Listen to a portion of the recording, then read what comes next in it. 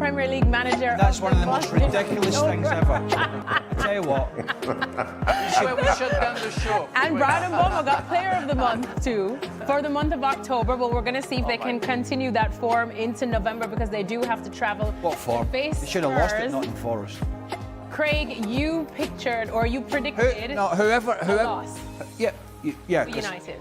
Yeah, I did. Yeah. Well, did you watch them play at Forest last week? Yeah. Right. Unfortunately. Whoever voted for Ruben Amorim to be coach of the month because he won a couple of games and everybody felt sorry for him. Mikel Arteta, they never lost a game. I don't think they lost a goal, whether you like him or not. At the end of the day, if you're going to be doing this with awards, don't have awards, right? Just don't have it, right? Because this is ridiculous. I've gone for one now. I'll tell you why. Because I don't really think United are a great side, and I think they showed that last week when they were under pressure at Forest. Yeah, they had a couple of good results before that. I'll give you that. And Tottenham are sort of buoyed by a better performance midweek. I'm only doing it because they're at home, because they were absolutely rank rotten against Chelsea. Yeah. I think Thomas Frank, the Tottenham fans are undecided about him, shall I say, and there was that incident last week where, was it Van de Ven and Spence sort of blanked him? Never a good sign. Never a good sign for any manager, never mind a new manager. But just because they're at home and just because generally their defence is quite strong, I've gone for Tottenham, but to be honest, it could go either way. I don't know. Nathan, what do you think? You actually have surprisingly gone for a Manchester United win, and I didn't have to twist your arm for that one. Yeah, beware of the jinx. Beware of the prediction jinx, Alexis. But yeah, in all seriousness, I've seen United play better in the league in the last few weeks compared to, say, Spurs, who have had those up and downs. And as that sort of graphic shows, at home, they've really not shown anything at all. And I think from Craig's perspective, talking about Spurs at home against Chelsea, they were horrible. When you think about the nature of that game, it's a big game, it's a rivalry, and there was just nothing there whatsoever. So in some ways, maybe, Spurs aren't going to be a great side going forward playing at home. Obviously, they had a good result in the Champions League in midweek, but even within that, there was some level of toil. But I think in this moment in time, United arrive in a better moment. And as a consequence, I think I could see them winning the game. Well, Spurs showed that they can definitely score some goals. We saw that in the Champions League, some stunning ones, especially from Mickey van der Ven. I mean, still not convinced. Tottenham versus Manchester United, historically, when you look at the fixture, should excite you. But there's nothing that really excites me about this game. Because what's on the line really for these two teams at the end of the season? I mean, Manchester United, he got that award because of the Liverpool game. That's why Amorim got the award. And he still talks every weekend. He still talks about how they fall asleep, and he's right. And that's what they did at Forest. They dominated the first half, and then they were lucky they got the point at the end of the day. I mean, really, there's nothing that excites me about this game, honestly. I think Mboma probably deserved to get his award because I think he's been their standout player, and he has absolutely made a difference, and he might do the same in this game and get a goal. But I don't trust Manchester United at all. And Tottenham going forward, they may have scored the other night against, Copenhagen, right? Yep. They were playing against 10 men. They were playing with 10 men, sorry, and Copenhagen just lay down. So it's hard to get carried away about Spurs going forward. But again, I don't trust Manchester United. I don't trust the back line to keep MD out. So that's why I've gone for a 1-1. But I can't. I'm going to have to get up at 7:30 to watch this. Yeah, same. Well, Frank, Stevie's not excited, but you've gone for a couple of goals in this one, a 3-1 win for Spurs. Yeah, I don't know what happened to me, but really, yeah. I think I go with the statistics and the odds and everything, and I say, when you are Spurs and you lost 1-0 the way you lost against Chelsea at home, it can happen twice. And two players, they know that, they will have a pride, they will work hard, and maybe they can change the attitude that they had and the bad attitude they had. I'm talking about Van der Ven and Spence toward the coach at the end of the game. So they want to make sure the fans will cheer them up, so they're going to work hard and they're going to win that game. And I'm with Stevie. I'm not convinced about Manchester United. I saw the game against Nottingham Forest. Yeah, they were better against Nottingham Forest, but they were shaky at some point, like for 5 minutes. Like I rarely I've seen that. So let's see how it works for the both team. But yeah, we are talking about two teams. We finished 16 and 17 last season, or 15 and 16 last season. So I don't expect too much. I will be on the train on my way to my play. So let's see if I have a connection. If I don't have a connection, that's not a big deal. Wow. I think you know, Thomas Frank did a really good job at Brentford. But if you look back at the way they played, there was a certain style about how they did things, and a lot of it was sort of counter-attacking, balls over the top, pace and aggression with the guys up front. There has to be a bit more at a club like Tottenham than that, and I think, to be honest, they've made a mistake. I think Frank's a good manager, but I think Areola is a much better one. I think that was the choice they should have gone for, and I think they've been sort of laden with another Daniel Levy decision before he was booted out of the football club by ownership, who did an audit of how he was running the club, and it was his push to get Thomas Frank to come in. And it's early days for him. Now, don't get me wrong, it is early days, but I do think that was his last sort of hurrah of a mistake. And he made many, was pushing the boat out to get Thomas Frank from Brentford when the best guy available was the guy managing Bournemouth, who still, although they lost last week, when you lose 3 or 4 of your best players, as they did, and they're still sitting, as they were, going into last week, I think, in the top 4 in the Premier League, that's telling you the job he's doing there. So I think there's a lot. And the way they play as well. Yeah, the football that they play, the way they go about it, everything he does, from his time in Spain to his time at Bournemouth, is just classy. And Thomas Frank has got this work ethic and organisation, and that was great for Brentford. But I think the Tottenham fans, you know, you can argue all you want about, you know, success and not success, but they're demanding a little bit more than that. You know, they don't want the Ange Postecoglou, you know, scattergun approach, but they don't want this kind of football that they've seen this season at home and in many games, and certainly the game against Chelsea. So he has to find the balance between this sort of defensive, turgid approach to getting the more of the flair players into the game. And I think there is a big question mark whether he's the man to actually do that or not. But I've still gone narrowly for a win because I don't think either are great sides. No.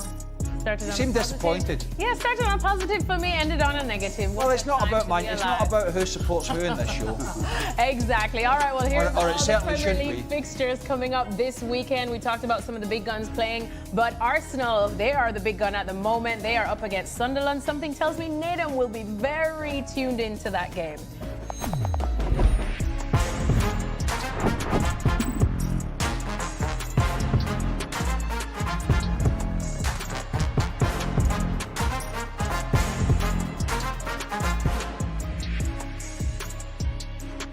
Injured. All right, well, let's move on now to a little bit of refreshing news, shall we? To just, you know, brighten the spirits.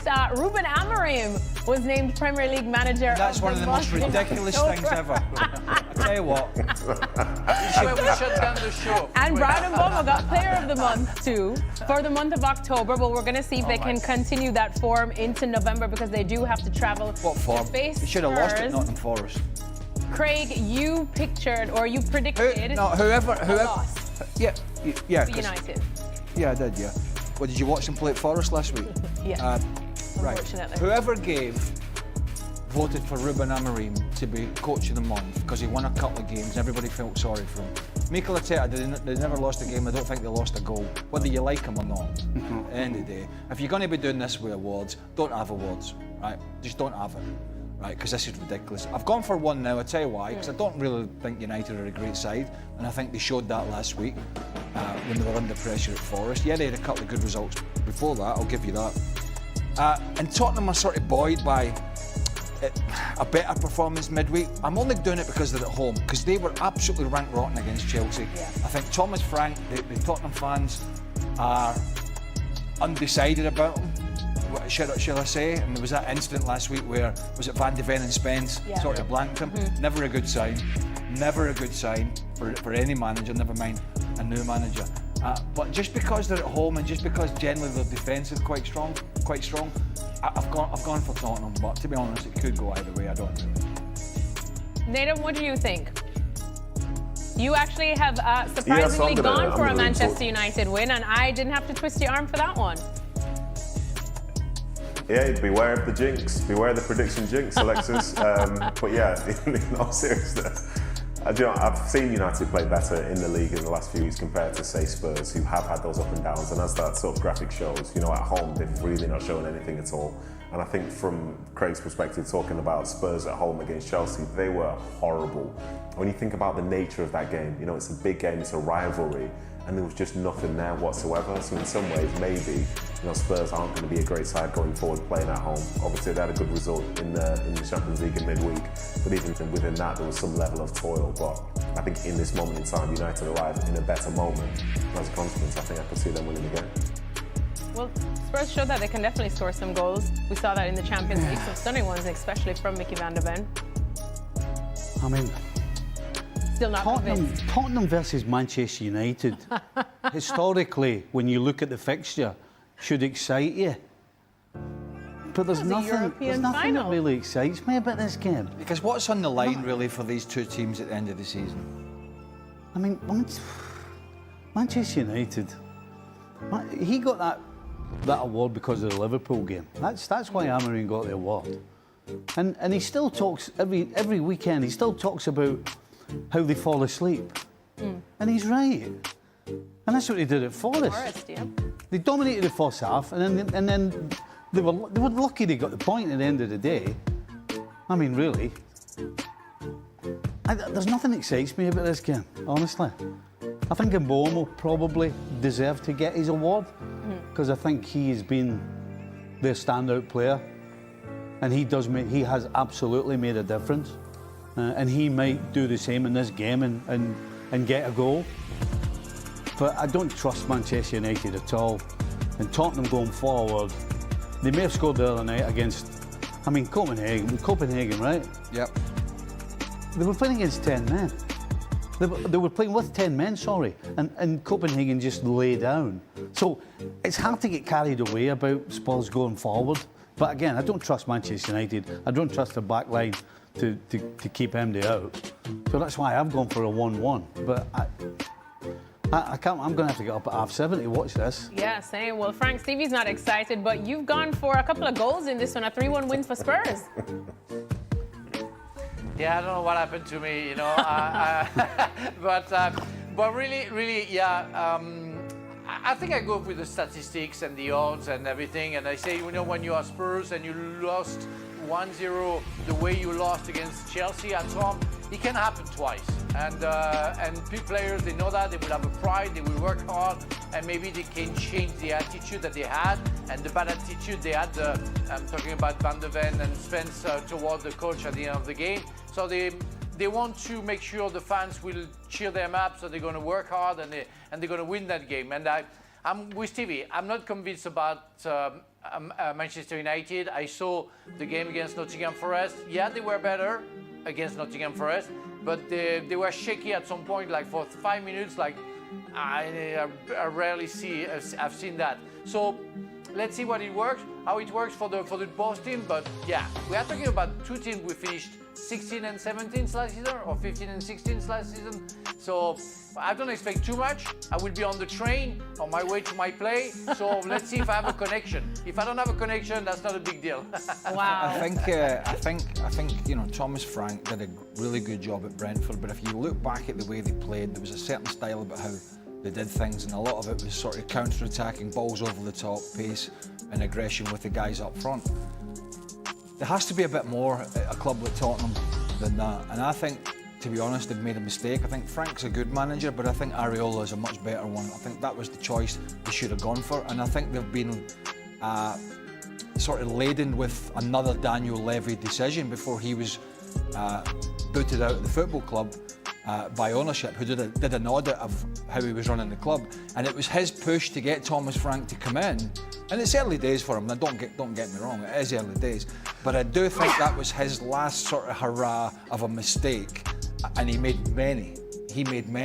Was pushing the boat out to get Thomas Frank from Brentford when the best guy available was the guy managing Bournemouth, who's still, although they lost last week, when you lose 3 or 4 of your best players, as they did, and they're still sitting as they were going into last week, I think in the top 4 in the Premier League. That's telling you the job he's doing there. So I think there's a lot. And the way they play as well. Yeah, the football that they play, the way they go about it, everything he does, from his time in Spain to his time at Bournemouth, is just classy. And Thomas Frank has got this work ethic and organisation, and that was great for Brentford. But I think the Tottenham fans, well, you know, you can argue all you want about, you know, success and not success, but they're demanding a little bit more than that. You know, they don't want the Ange Postecoglou, you know, scattergun approach, but they don't want this kind of football that they've seen this season at home and in many games, and certainly the game against Chelsea. So he has to find the balance between this sort of defensive, turgid approach to getting the more of the flair players into the game. And I think there is a big question mark whether he's the man to actually do that or not. But still gone narrowly for a win because I don't think either are great sides. No. Started on Seemed a positive. disappointed. Yeah, started on a positive for me, ended on a negative. Well, it's not about mine. it's not about who supports who in this show. Exactly. All right, well, here's Or it all the certainly Premier shouldn't League be. fixtures coming up this weekend. We talked about some of the big guns playing, but Arsenal, they are the big gun at the moment. They are up against Sunderland. Something tells me Nathan will be very tuned into that game.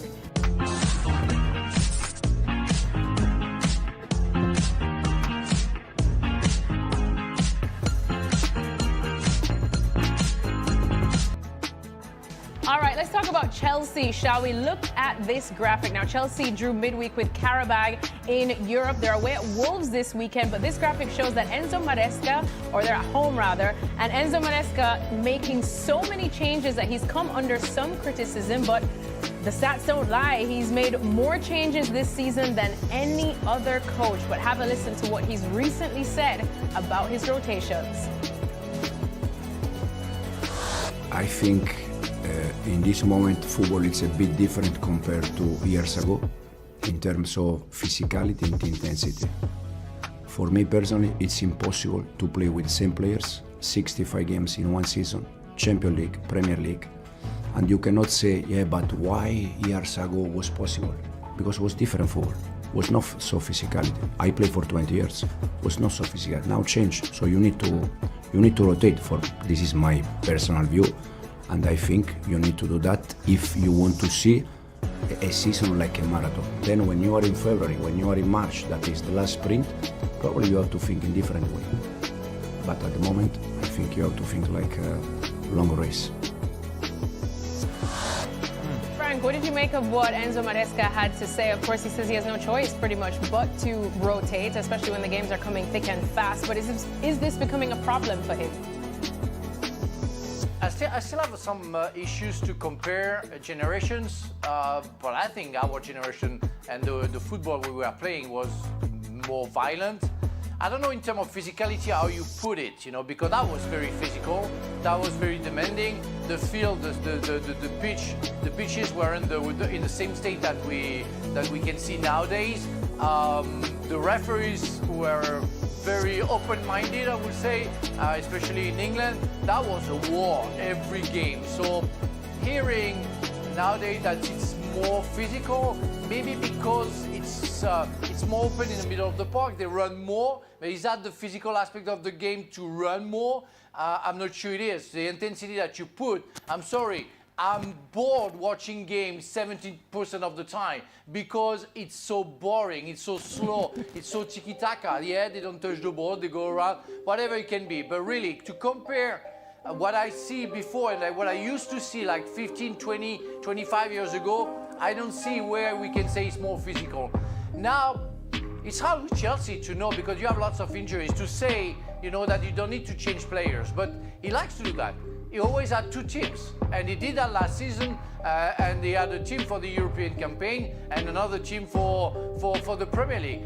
So he's used to that, and I'm sorry, against Qarabag, it didn't work. It didn't work because it was too much, because some players have not enough experience in that level to compete even against Qarabag. And because it doesn't put the level up. So that was a mistake. For me, tries to find some excuses, but it doesn't work with me. Here's the crux of the matter, right? Go on, give us the crux. The crux of the matter is, you've got bigger squads now. Frank's talking about when we played 25, 10, 50, whatever it is. So you can argue to your blue in the face whether it's more physical or not. But the fact is that they've got twice the size of squads now, and everybody understands that you have to rotate.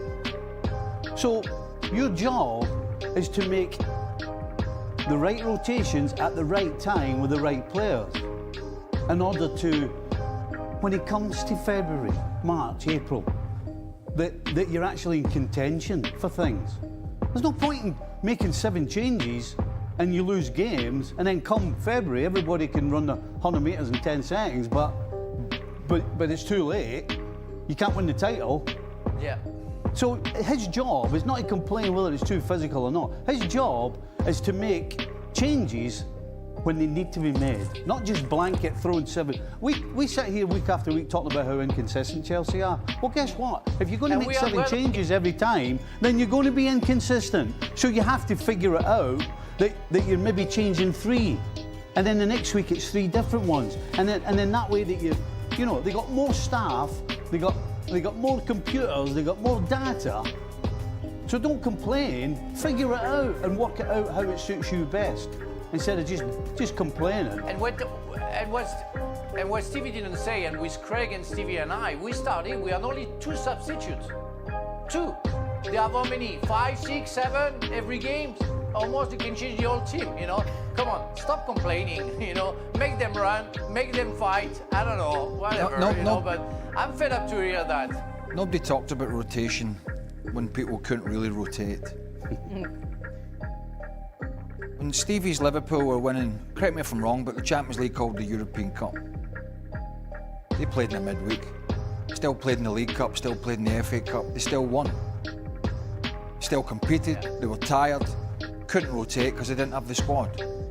When Man United won the treble in '99 with Ferguson's team, it wasn't a hell of a much rotation, but they were successful. There was no grass in the field hardly back then, particularly in the Premier League. You were running through a trough.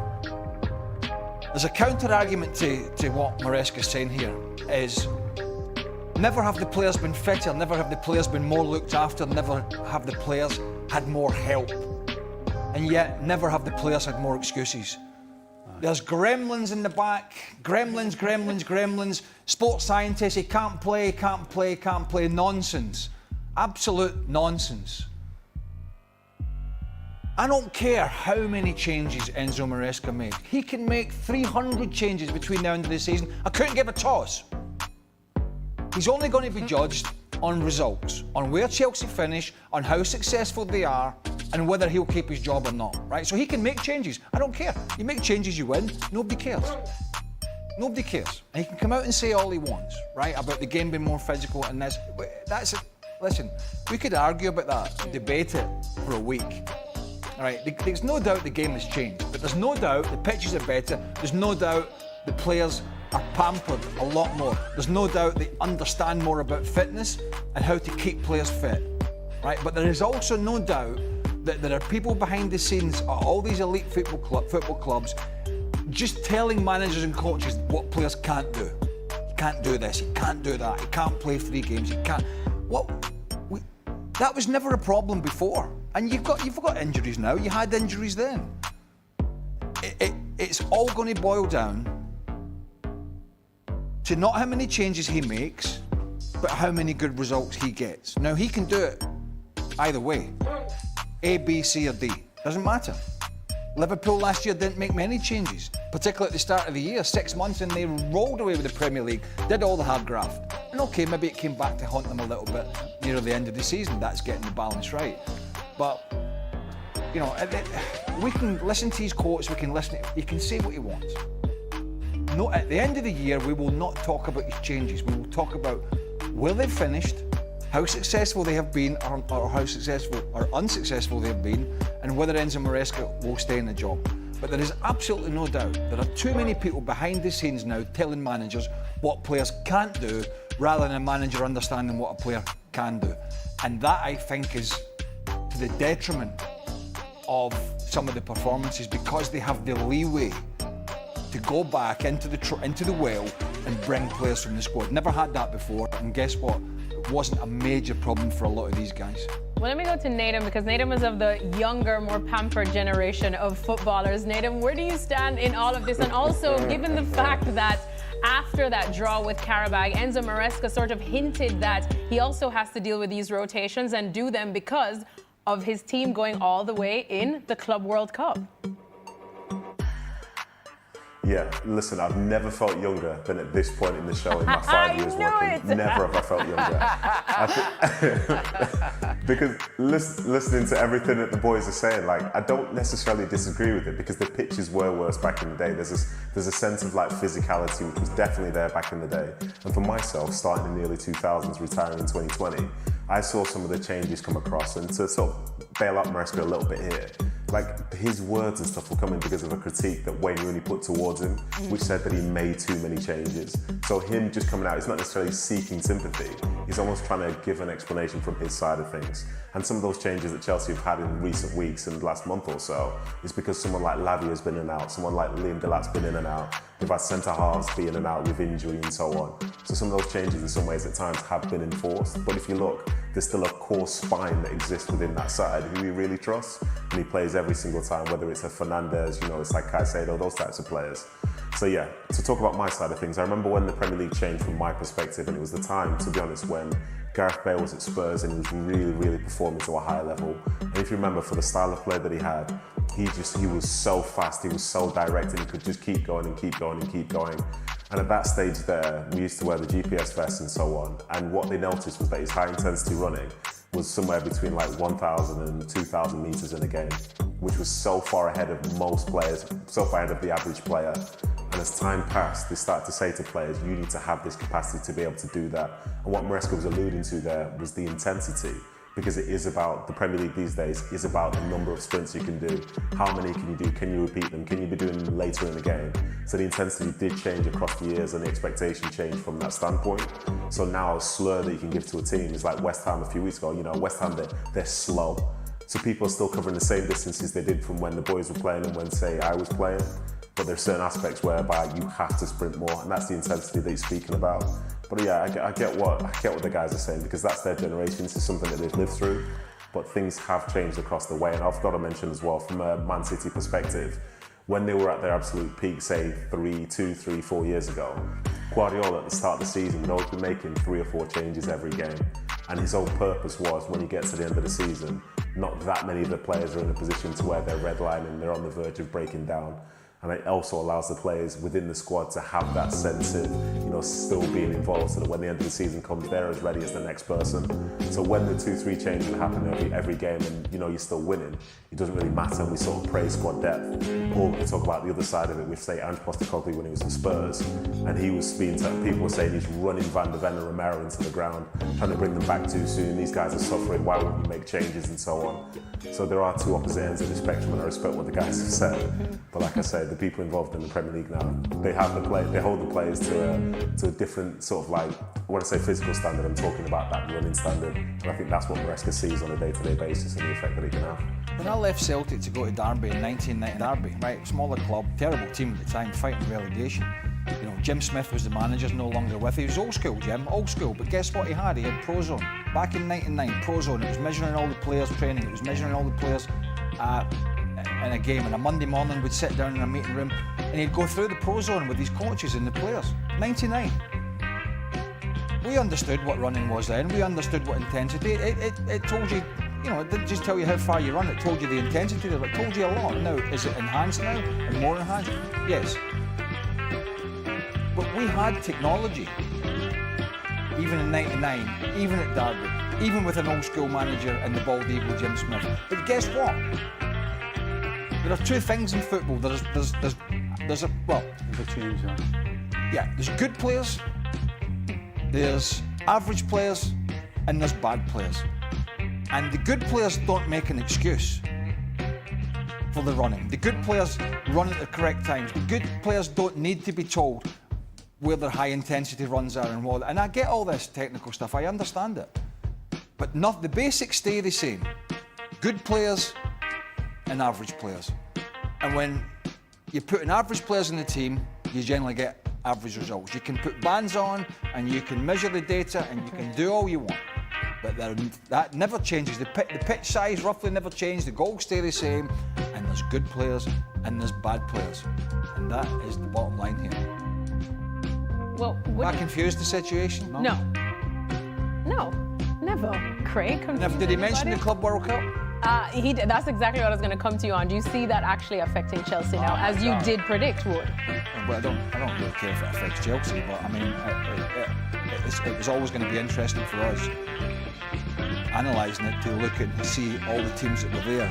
You know, the big teams that were there, not the ones that sort of weaseled their way in and got paid a few quid.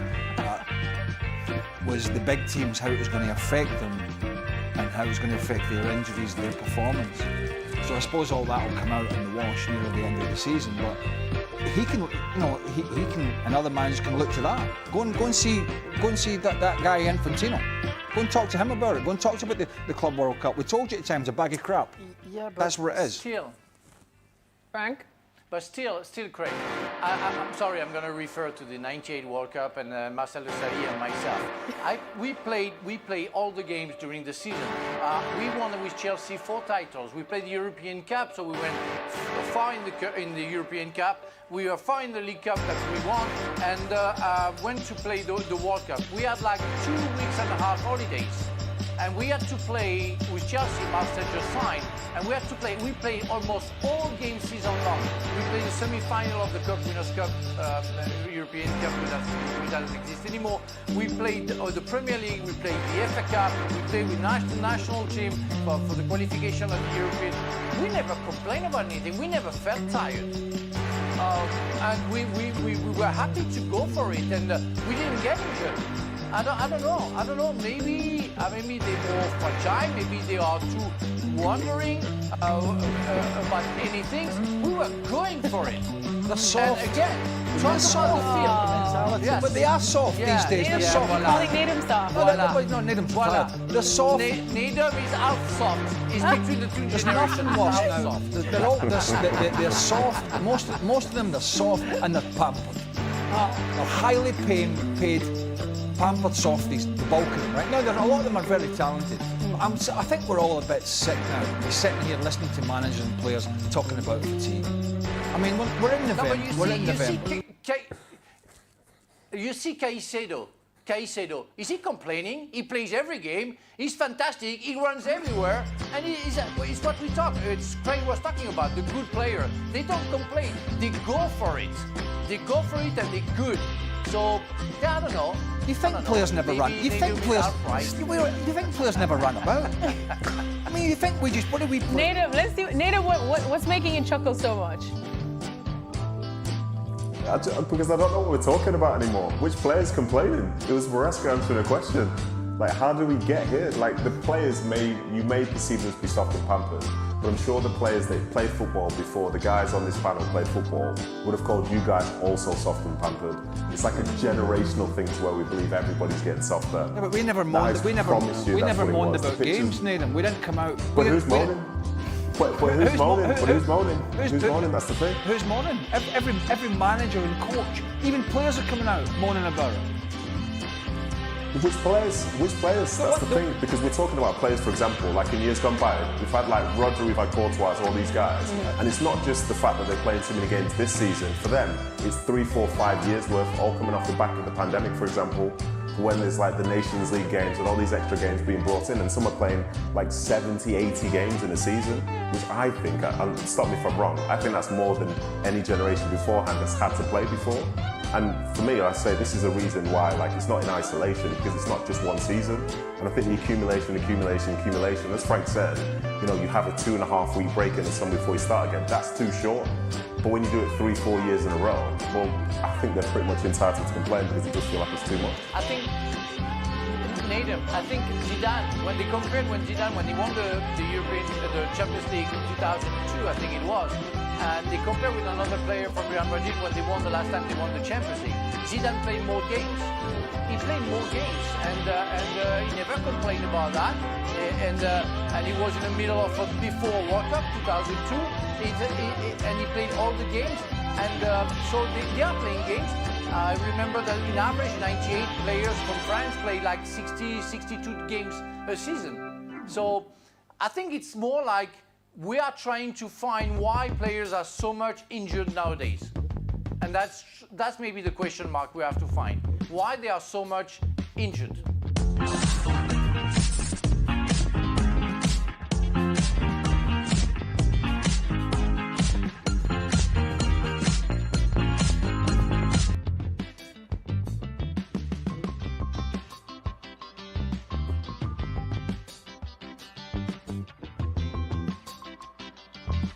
Sky Sports. After a disappointing draw with Qarabag in the Champions League in midweek, Enzo Maresca faced criticism from Wayne Rooney over constant rotation of the team itself. It was the 5th consecutive game where Maresca made 7 or more changes to the starting lineup. Maresca, he doesn't believe it's an issue. We are in a moment, in an era where anyone can say what they want, it's correct, I completely respect, but I also said after Qarabag game that since I joined the club, it's also my view to rotate player, and no one complain in the moment that you don't win game. I think that when the rotation is Andrei Santos, Brazil international player, Jorel Lato, Holland international player, Estevao, Brazil international player, it's not about rotation. They are good, they are talent, they are young. As a player though, did you like it when you were lining up? I love With the the rotation same- as a player. You what, sorry? I love rotation as a I player. don't believe you. He loves it. Absolutely loves the rotation of the player. You do. Qarabag are a good side, man. They were very good. I actually covered the game, and Qarabag were worthy winners. Yeah. You know, Chelsea got a good foothold in the game earlier on, and you thought this could be an easy victory. But I think the changes, it did make a difference, and it's hard to build relationships up, especially sort of in defence, and then the way that Chelsea play with sort of Cucurella with the inverted sort of fullback, and it just didn't flow in that certain game, and you do need a bit of continuity, and you lose that when you do rotate. Absolutely. I mean, Rob, I feel like we ask this all the time. What are Chelsea like at the minute? You know, as a work in football side, progress? like that's it. Are they still that work in progress? Yes, and you're looking at players coming in, and I think he's been kind. I think he's been kind to the likes of Hato, who comes into the side, who's not at the level of a Reece James or a Malagusto at right back, and you're looking at left back as Cucurella, and you're saying these guys have got to play in the big games. Those are so important. We've seen it when they did it against Brentford, and it makes 3 changes at half-time. Other games, having to make 3 changes at half-time. Rotation, yeah, or underperforming. There's a real issue there that you're saying, look, we've only got so many players. I'm going to be kind to those players and say they are international. They're not at the level of the others. And that's fine, but just don't expect them to play at the same level. To team talks now on Saturday at Stamford Bridge. It's Chelsea versus managerless Wolves. They go into this one with under-21 coach James Collins leading the side. Tricky there because Vitor Pereira went after that game against Fulham. I think a lot of people were expecting that. Yeah, I think we were.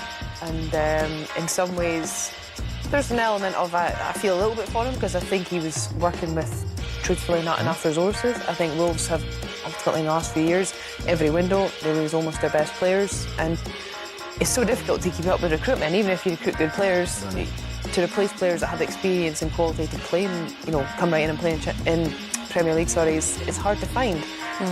I've actually been at a few Wolves games and they do play nice football, but it is a results-based business. I think the fact they're managerless and what's going on this week, that the murmurings we've heard of on the outside, that seems like it's just been a bit of a mess as well, but it doesn't help. Of course, they played that thriller against Chelsea in the Cup and almost managed to clamber themselves back into that, but I can't see them getting anything at Chelsea. I think that was part of the problem, wasn't it? They showed fight against Chelsea, they showed fight against Burnley. Then in the Fulham game, there was none of that. That was evident. And Pereira also, had that altercation with the fans, which is very, very different to, him pouring pints in the pub kind of the last season. Yeah, I mean, last season they didn't have any wins after 10 Premier League matches and they still stayed up because he saved them. But they didn't have 2 points after 10 games. 2 points out of 30, it's just, come on, nobody has ever stayed up with a start like this. So it's a hell of a challenge to whoever comes in.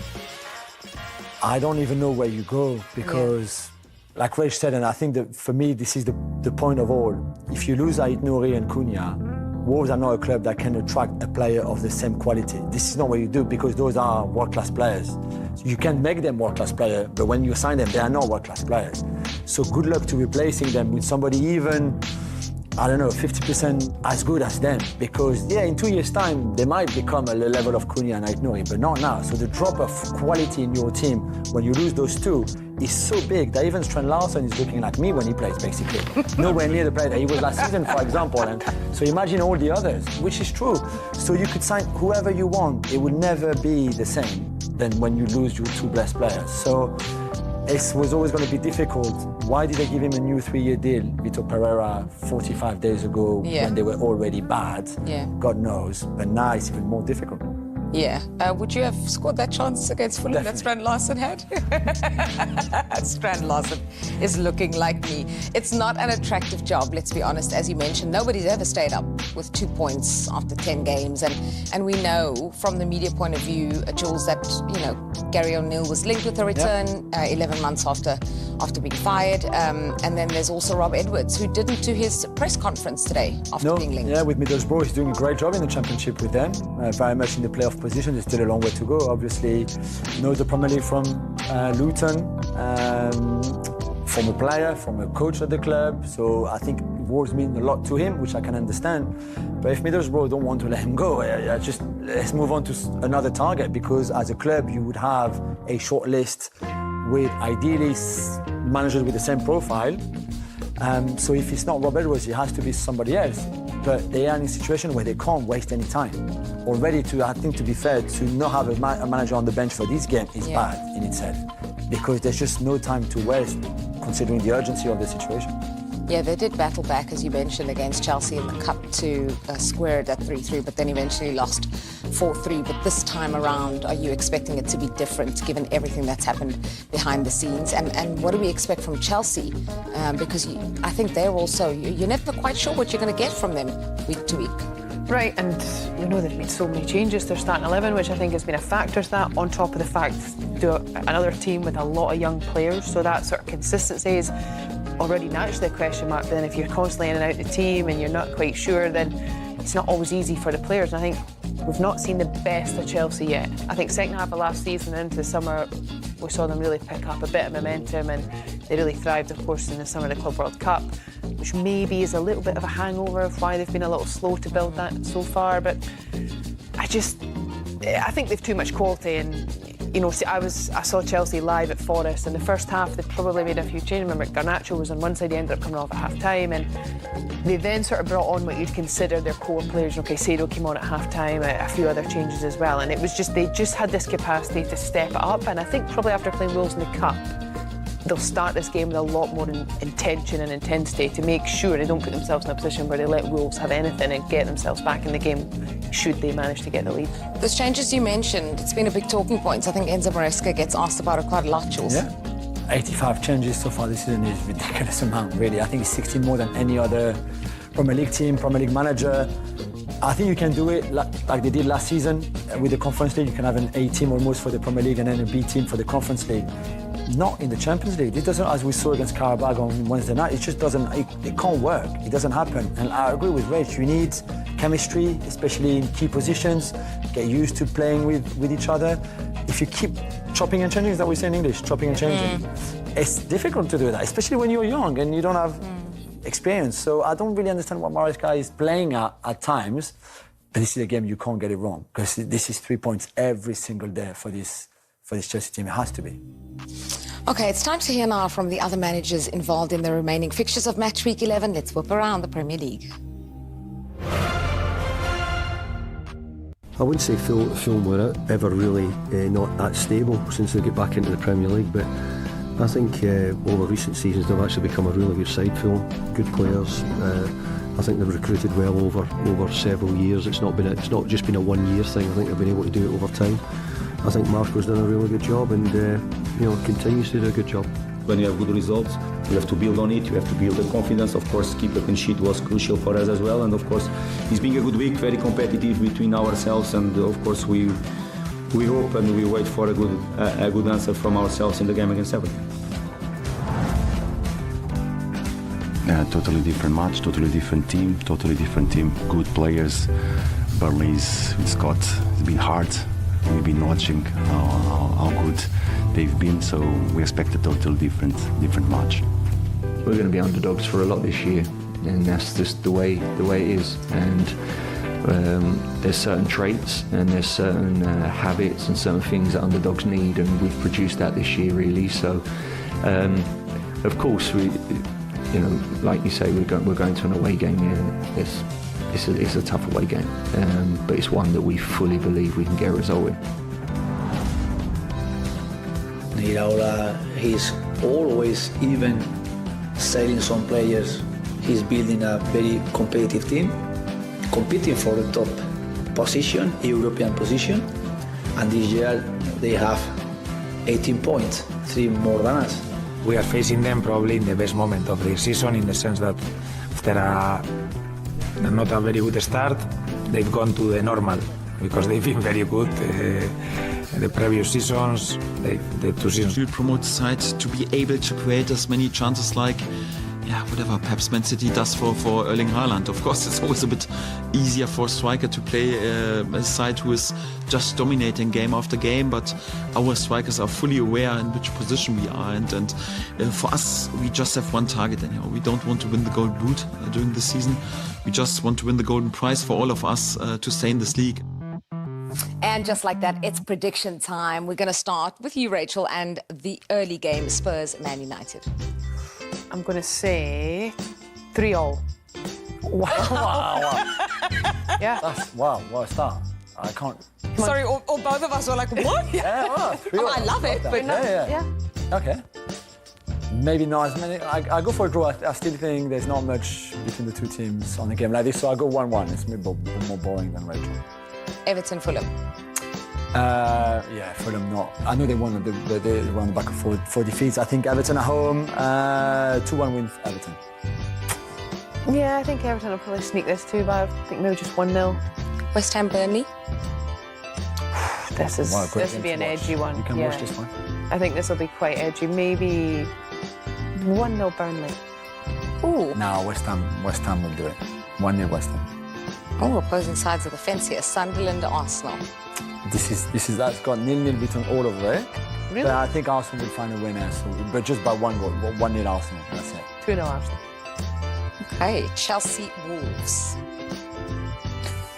I think it's... I just think, when you play a team, you've played a team recently, it sort of takes away an edge of it, I think. So I think it'll be straightforward for Chelsea. I think 2-0 Chelsea as well. 2-0 Chelsea. Aston Villa, Bournemouth. This is really good, I know we didn't have the time to talk about it, but I think Iraola, the Emery, all that kind of stuff, I think the intensity for Bournemouth would be too much for a Villa team, as we saw make a mistake against Liverpool, so I go 2-0 Bournemouth. Yeah, I think this will be a good game too. I might go 2-2. She's not happy. I love the high-scoring goals that come out of nowhere. Get goals now. No, she's not happy with that score against Aston Villa. I saw the side eye. I know, of course. But you knew before she was always going to go for not a defeat for Aston Villa, whoever they played. Brentford, Newcastle, what's your prediction? Brentford have done, I think, a lot better than I thought they would do. Change of manager, a lot of player change as well. But Newcastle, I think, will have the edge on this as well. 2-1 Newcastle. Newcastle haven't won away from home in the Premier League this season at all. Their away from is terrible, and it will continue. 1-1.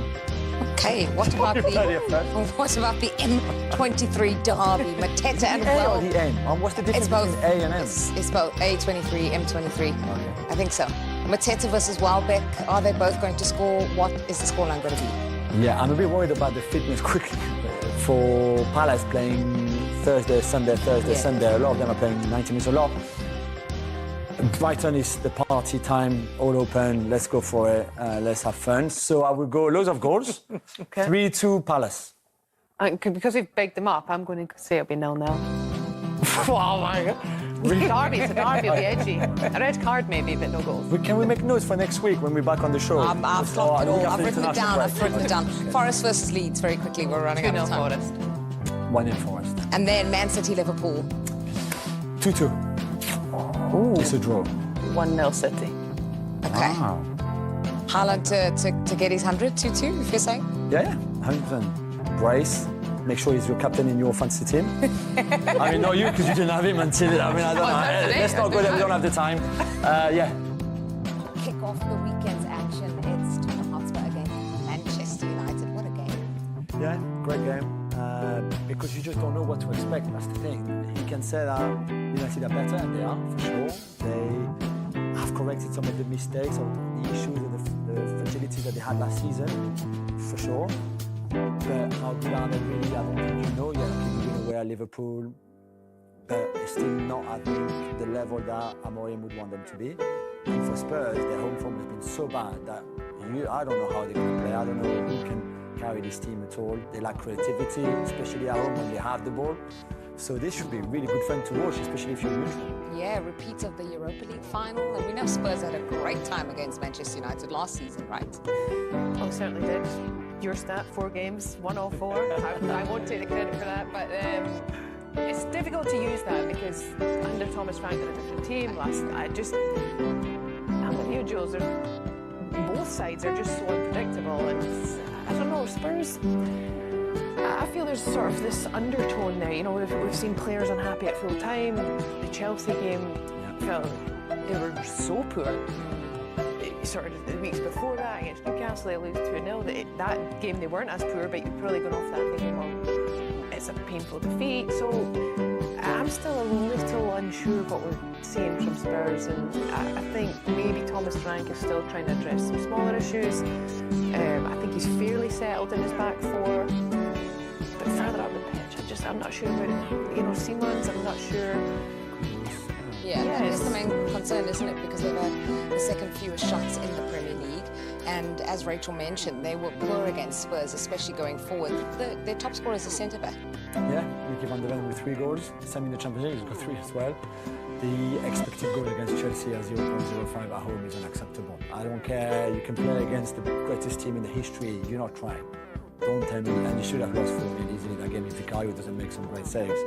He has to sort out, I understand Thomas Frank being more pragmatic and trying to sort out the defence first, and it's easier to do, to be fair, than putting together a great attacking plan and patterns of play with the ball and all that kind of movement. That takes much longer than sorting out your defensive line and your defensive structure. However, make those mistakes like that regularly, right? Jed Spence neither, or Xavi Simons neither.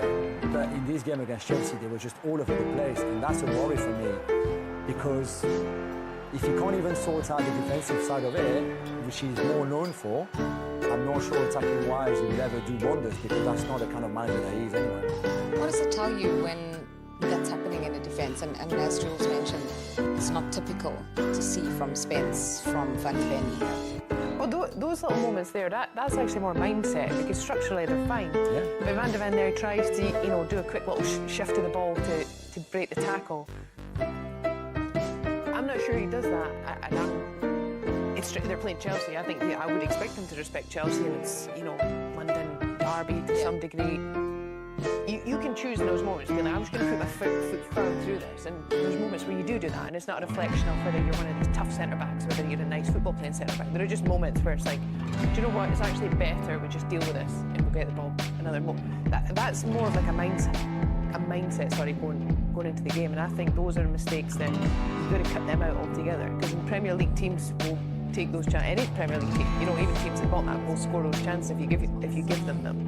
So that's more a mindset thing rather than a structure thing, which, it looked like they responded, because in the league in Europe, Champions League, they were very dominant. So, I think he's just, does take time, but those are the mistakes they have to cut out.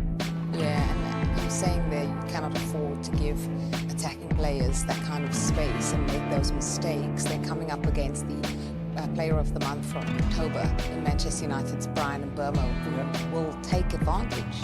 Yeah, and Cunha as well, and Cisco, whoever plays in that front three for United, there's different combination. I think Ruben Amorim loves Mason Mount, because the problem if you have Sesko and Cunha and Bruno a bit deeper and Burmo, they all want to shoot. There's one ball. You can't all have 5 shots in the game. This is not possible. Mount is a much more unselfish player in that sense, where he will bring fluidity to your attacking game. The others, it's a bit more difficult because they have to share that ball and the shot. But, and as you can see, there's a lot of shots that United are taking. Not always the right decision to do, but so depending on that front three, I think Amorim is getting somewhere at least for now. Let's see against a good Spurs team. You would expect Spurs to be up for this more than against Chelsea, especially after the win against Copenhagen. Okay, well, let's get the thoughts of Manchester United boss Ruben Amorim as his team prepares for that clash in North London. We are a better team, we play better, we understand the game better. I think we are more confident. We reached that final confident that we could win because we were doing well in Europe. But in this moment, we play with a different confidence. We managed better the moments of the game. But if you remember that game, they have that shot on the goal, they won the game. So I expect a different game. That we can play better, but also to have a little bit luck to help us to win the game. Okay, so he clearly has no interest in that stat of them having played 4 times last season, then Spurs won all 4. He says, you know, they can play a little bit of a different game and get some luck. Oh, Man United back. I would love to confidently say that they are.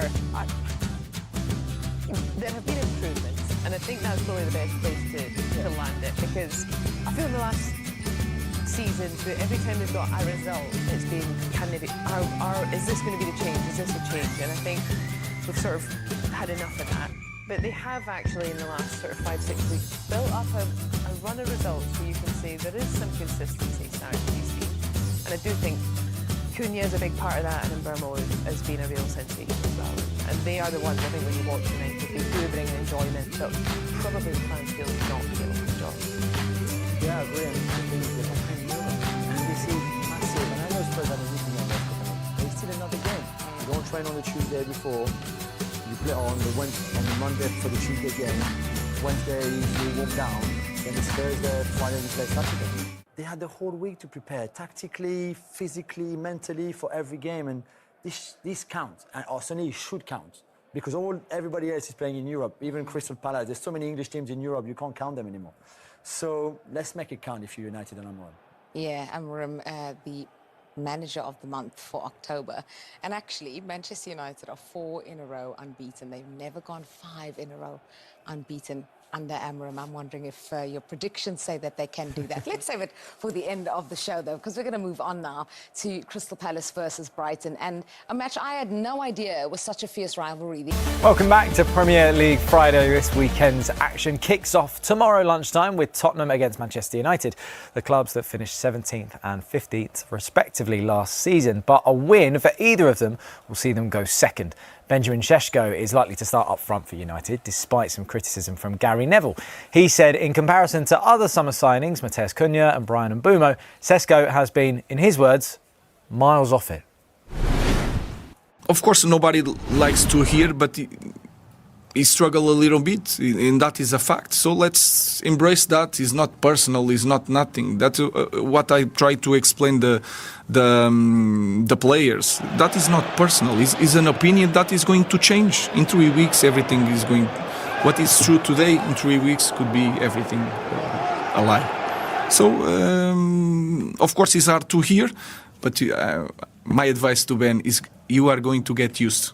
And then it's going to be natural. It's going to be like your Monday here. So that is part of the process, and we are going to help him, and we are going to protect Ben because he works really hard and he wants to succeed. So he's going to succeed. He's still a young striker. He's still obviously adapting to the Premier League, to a team that feels like it's still growing in their own confidence. Do you think Gary's comments a bit harsh or fair? Look, I think he's obviously got an emotional attachment to it because of it being Manchester United. Listen, he's underperformed. 100%. We all know that. It takes time. We've been in dressing rooms before when players, let alone players coming from abroad, even players that move up and down his own country, it takes time to set into a new environment, a new culture. We don't know if there's family involved, who he's had to bring over. The price tag as well. You know, they was crying out for a striker to come and sort of save Man United. So there's been a lot of pressure on there. And listen, it will take time. But what Ruben Amorim's saying there, he's in an environment now where we're going to help him as much as possible, and we'll get him to the top. Yeah. Do you think, Rob, the senior players will be around him a lot in this moment, or is it just a case of kind of let him figure his own feet out? You'd hope so. You'd hope they get around him and say, look, we've been through it. You look at Bruno Fernandes. He gets criticised from every angle. Yeah. He's the shining light of the team at times. And you look at Rasmus Højlund last season. Was miles off it apparently. Now banging in goals for Napoli. So you're looking at it saying this is a recurring theme here. This is not just Šeško himself. So Manchester United have been way off it. They've been getting their act together now. So you're thinking, well, let's back him, let's support him, let's help him get through this, and with him, we'll get through it. And we're showing signs of life, we're showing signs of form, we can work with him. The manager's getting every week to train with the team because they've not got European football, they're out of the League Cup, so they've got time to deal with him. So you've got all these things, facets working for you, make it work for you. Yeah, I mean, we've seen, it obviously, as you say, it is getting a little bit better. It feels like a little bit of consistency that they're building on. Jamie Carragher had that famous quote about Casemiro when he said, leave the football before the football leaves you. But even Casemiro is, building in confidence. He's got 2 goals back to back. Do you think he's still, good enough for the Premier League? Do you think he's still up there?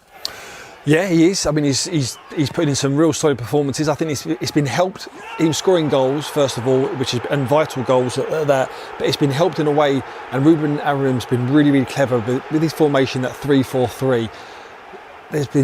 There's certain times where he's pushed Luke Shaw in to bolster that midfield, because that's where they've been a bit overloaded in midfield with Fernandes and Casemiro against an opposition that normally have 3 in midfield, and then with their legs they have struggled. But where Luke Shaw's sometimes gone in is that inverted fullback, or they've had to just pull the 2 wide men in. So that it gives them more of a basis of a midfield 4. That's helped them where it saved their legs, so they can concentrate then about being on the ball, and what they've done on the ball in terms of this season has been a big improvement. I know one player, Rob, you wanted to talk about, of course, was Sen Lamans, the new goalkeeper. Yeah. What have you made of his start?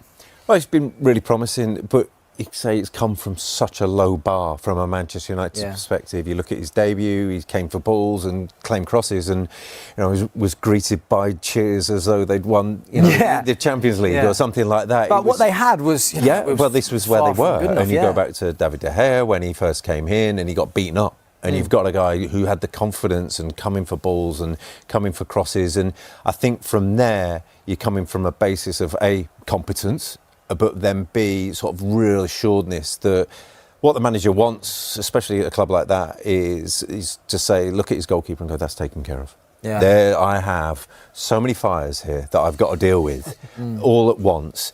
And the game is sometimes a relief for a manager of Manchester United. There's so much outward-facing stuff he's got to deal with that you're looking at it saying, one thing I don't want to have to do is field questions about my goalkeeper, field questions about whether he's the right man for the job. They've got that right now. So he's in a really good spot. He's really playing really well. He's still young. He's still got stuff to work on. Looking at him and his work with his shot stopping and his technique with that, I think there's a little bit to work on. Well, that's it. I mean, there was the goal against Brighton. I think we're going to show a clip of that. I mean, in this sort of situation, where can he improve in this? Yeah, just looking at his footwork and looking at him, he's a little bit low and he does it a little bit, sits a little bit deep and on his heels.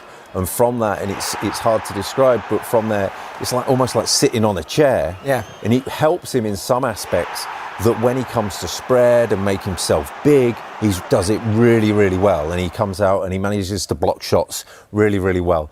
But in the aspects like this, you're looking at it thinking, he's not just quite getting into his full dive, his full triple extension through his ankle, his knees, his hips. You're looking at that. That's where you fully get your power from. It's because he's sat a little bit deep and he's a little bit on his heels. Then he's saying it's really hard to get your footwork in to then explode into a dive. And you're just looking at something like that. You say, he's got time. He's going to let in goals, which are fantastic free kicks like that. Yeah. But when you go to the next level, when you go to making big saves to win you the league, win you the Champions League, you're looking at one-off big saves. You look at Courtois in the week against Liverpool. Fantastic, just huge moments and saves. Those are the things you go to. That's the next level. And that's just a little thing. You're looking at him going, great start. The next level's there.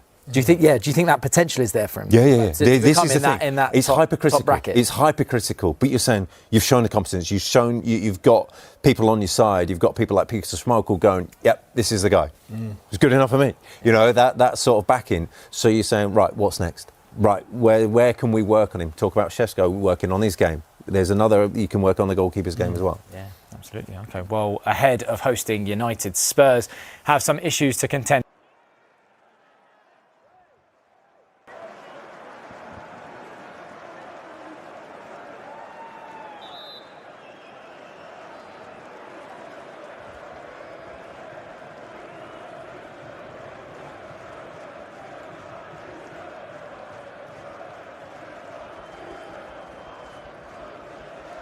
The TalkSport app. Hear, watch and scroll unbeatable content from the world's biggest sports radio station. Whenever you want, wherever you want. Available from the App Store now. Terms and conditions apply. Manchester United, but they have been more compact, I think. You are listening to TalkSport's coverage of Tottenham Hotspur against Manchester United from the Tottenham Hotspur Stadium. I'm your host, Tom Rennie. Alongside me for this one is the former Tottenham Hotspur midfielder Kevin Watson. This is Premier League Live. It's the return of the 2025 Europa League final combatants as Spurs host United 171 days on from that famous night in Bilbao. And this is a fixture the home side have loved recently, beating them 4 times in total last season, including their first ever Premier League double over the Red Devils. To achieve 3 points this time, Thomas Frank's team would need a dramatic improvement in their home form, where they have picked up just 4 points compared to 13 away. They'll be hoping the Chelsea loss last week in the Premier League was a nadir, and they've turned the corner with their thumping win over Copenhagen in the Champions League. As for Manchester United, their 3-game winning run came to an end with that comeback draw against Nottingham Forest, but they are 4 unbeaten. Before all of that, we are going to cross to the Tottenham Hotspur Stadium for some Remembrance Day tributes. Here we are.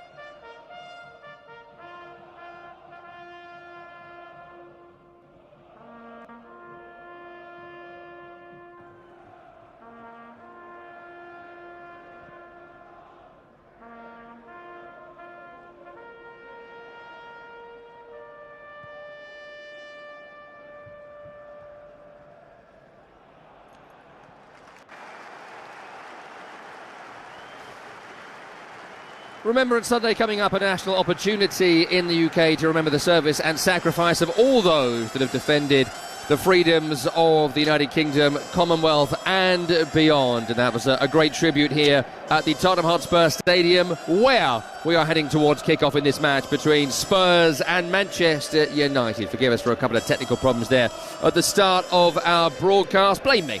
Let's get to the team news, starting with Tottenham. They've got Vicario in goal today. Backline, Jed Spence, Mickey van der Ven, Christian Romero and Pedro Porro. Midfield, João Palhinha and Pape Sarr.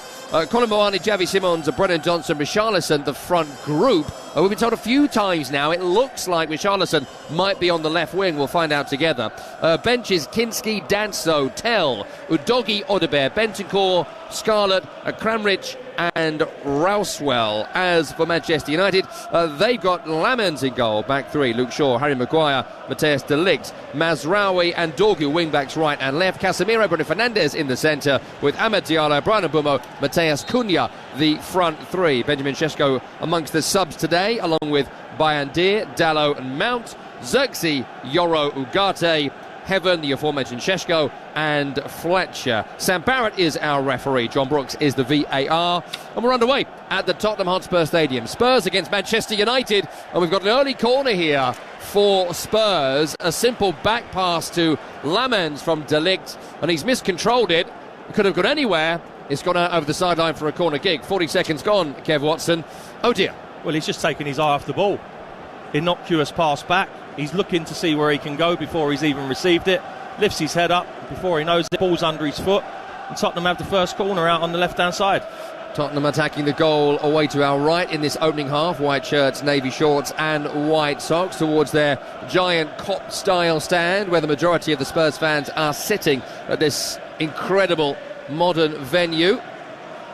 United red shirts, white shorts and black socks. Some tussling, pushing and pulling in the penalty area, which the referee is going to talk to Mickey van der Ven and Luke Shaw all about before this ball is delivered in. United, Kev Watson putting themselves under early unnecessary pressure. Yeah, needless. Less than a minute in and already a lapsing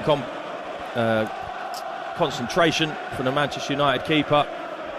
And this is a test for him straight away. Early corner kick attacking left-hand side for Tottenham Hotspur, which they have delivered deep towards the back post. In fact, way over the back post, way over the head of everyone in the penalty area. Kolo Muani was the guy at the back stick, trying to turn it back into danger, unable to do so, and that's a waste from Spurs. Goal kick, Manchester United. Well, it's a real waste, isn't it? You get given a freebie after a minute of the game, and then you hit one which sails out the back of Manchester United's far post. Just put it into a decent area and let your headers of the ball go and attack it. Long ball from the goalkeeper towards the centre of the field, where Richarlison wins the first header. Kolo Muani looks right to Brennan Johnson. Three around him, tries a push and run around Dorgu, unable to execute that. Casemiro pickpocketed there by Kolo Muani. Now pressing are the Spurs front four, and United just having to knock it back to the goalkeeper. In fact, it's come off a Spurs leg last, so Lamens could pick it up, but looking a touch rattled at the moment, the away team. Well, I'm not sure why, when your opposition are putting the full court press on you, why you're insistent on still playing out. Only takes one person to nick it, get it wrong, loose pass, and you're giving the ball away. I think that was a surprising element of the game against Chelsea last week, which a few Spurs fans had told me in post they were surprised at just how much of that was going on, considering that's not what we think of when we think of Thomas Frank and his teams. Yeah, they've got to press high up the pitch and get after the ball, certainly at the start of this game. Well, that looked like a good challenge to me on this near side from Paulinho. Referee thinks foul. And that's a free kick to Manchester United, just inside their own half, left-hand side, where just trying to work out the setup of the front groupings of both teams. I'll go to you on that in a minute, Kev. And Bumo seems to be the central striker for Man United. I'm trying to work out Richarlison's position at the other end as well. It seems like he is a bit more left-wing than we first anticipated. He goes for a throw here on the left-hand side to United. So what do you make to it, the front groupings? Well, it certainly looks like Richarlison is playing off that left-hand side, Muani up front, Simmons as the 10 and Brennan Johnson on the right. And then you've almost got the box in behind Cunha with Diallo and Mbuemo, and then Casemiro and Fernandes behind that. Crossed by Manchester United from the right to the left, where Dorgu has picked it up quite well, but then he's quickly snapped into by Brennan Johnson, who brings Spurs away, blocked by Casemiro. It's a good ball by Paulinho. If Richarlison can get there, it's just spinning away from Richarlison. It was an outside of the right boot, half volley, trying to find Richarlison. For a moment I thought it was a fantastic ball. Yeah, he's just got it a little bit wrong, Paulinho, because it's come off the outside of his boot. At the other end, it's Brian Mbuemo, released but offside as he crosses towards the penalty area. Cunha was in there. He did seem to have lots of green grass to run into, and maybe just went a touch early on the replay. It was close, wasn't it? You're looking at it again, perhaps not.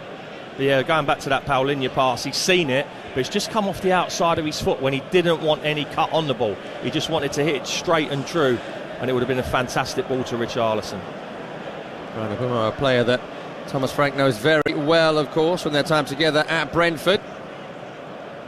I'm sure a player he'd love to have had at the Tottenham Hotspur Stadium with him this season if he could have made that signing. With all due respect to all the players that Spurs have brought in, it's clearly a fantastic manager-player relationship there, isn't there? Oh yeah, I don't think it would have been for the want of trying, in all honesty, as well. He would have loved him with him. 6 seasons together, promotion together, record-winning goal-scoring seasons together.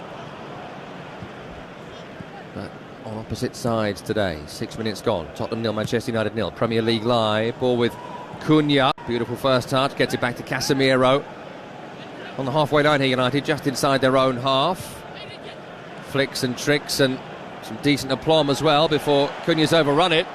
And Simons can take advantage, driving forward, beaten Mazraoui, then beaten by the turf. He slips over, breaks to Sarr, who's got forward. He's been robbed by De Ligt. Casemiro brings it away, challenged by Sarr, breaks to De Ligt, and now United can bring the ball away with Bruno Fernandes. Halfway line, carries left then right, drifting, carrying. Cunha slammed into by Romero, but they're still going. Fernandes to Mbeumo. Mbeumo's in, cuts it square, no one's there, Spence away. Offside flag goes up. Offside flag goes up. It was brilliant, wasn't it?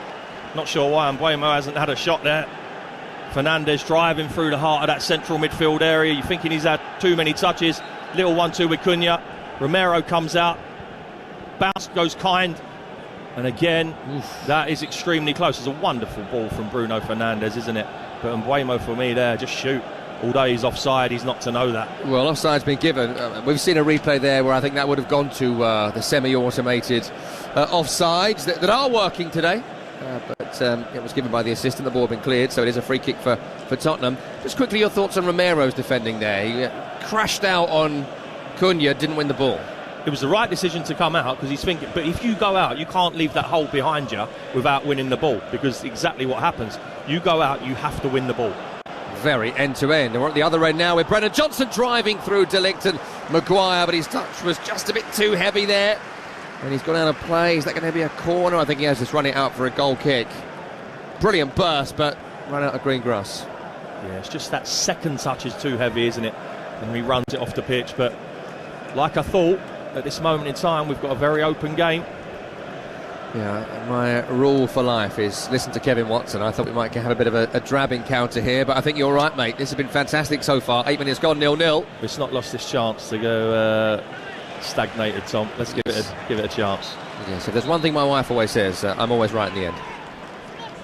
9 minutes gone, 0-0 here on Premier League Live. Tottenham against Manchester United. Throw in to the away team, which they've knocked back to Luke Shaw. Just inside his own half, into Maguire, who's the central defender of the three today, De Ligt on the right. I think that's a good call. You wouldn't want Harry Maguire and Luke Shaw as your outside centre-halves. I think that would be asking for trouble. De Ligt does have a little bit of pace about him.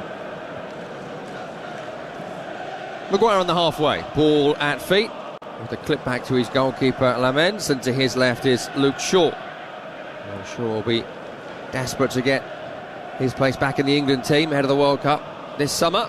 It's such an ever-present for various international managers. It certainly feels like left-back is a spot that's open right now for England. It'll be an ongoing narrative of the season, especially as you consider he's not a left-back these days as well. That's good high pressure there from Pape Sarr, but too aggressive, says the referee. That's a free kick to Manchester United. Nearly 10 minutes gone. Tottenham Hotspur 0, Manchester United 0, Premier League Live. They're still intent on playing out, aren't they, Manchester United? They won't go long. Different types of player at the top of the pitch. Cunha and Sesko. I think if Sesko was up there, you might see him at the start of the game going a little bit longer, but Cunha's that footballer, isn't he? Just joining us, just the one attempt so far from Spurs off target. Nothing thus far from Manchester United. Possession very much in favour of the away team at the moment. 67% of it. Been end-to-end energetic, but not full of great goalmouth moments thus far, but it does feel like they are coming. Ball is with Mickey van de Ven on the edge of his own penalty area, where normally he starts a run from and scores from if we go by Wednesday. What a goal that was against Copenhagen. Unbelievable, incredible, wasn't it? Yeah. To run with the ball faster than people can run without the ball is quite amazing. Ball back with Vicario in darkish blue away to our left. The Spurs goalkeeper long towards Johnson. Controlled by Sarr for Spurs. Midway inside his own half. Drifts away from danger. United not pressing in the way that Spurs were at the other end, and so Sarr's able to carry forward. To his right is Porro. Down the line to Colin Mawani. He's on the right currently. Johnson central as the front four move around. No Mo Kudus today in the matchday squad for Tottenham Hotspur. One of a few picking up knocks in recent times. He has had that right wing berth to himself at the start of this season. How much of a loss is Kudus today? He's a big miss. He's a big miss. He's been excellent at the start of this season. He's a real threat. Not only that, he does his defensive duty as well, which Thomas Frank will absolutely love. Good to see him playing with a manager who seems to know how to utilise Mo Kudus this season. I think that was a big storyline to his campaign last year under the now Sweden manager Graham Potter.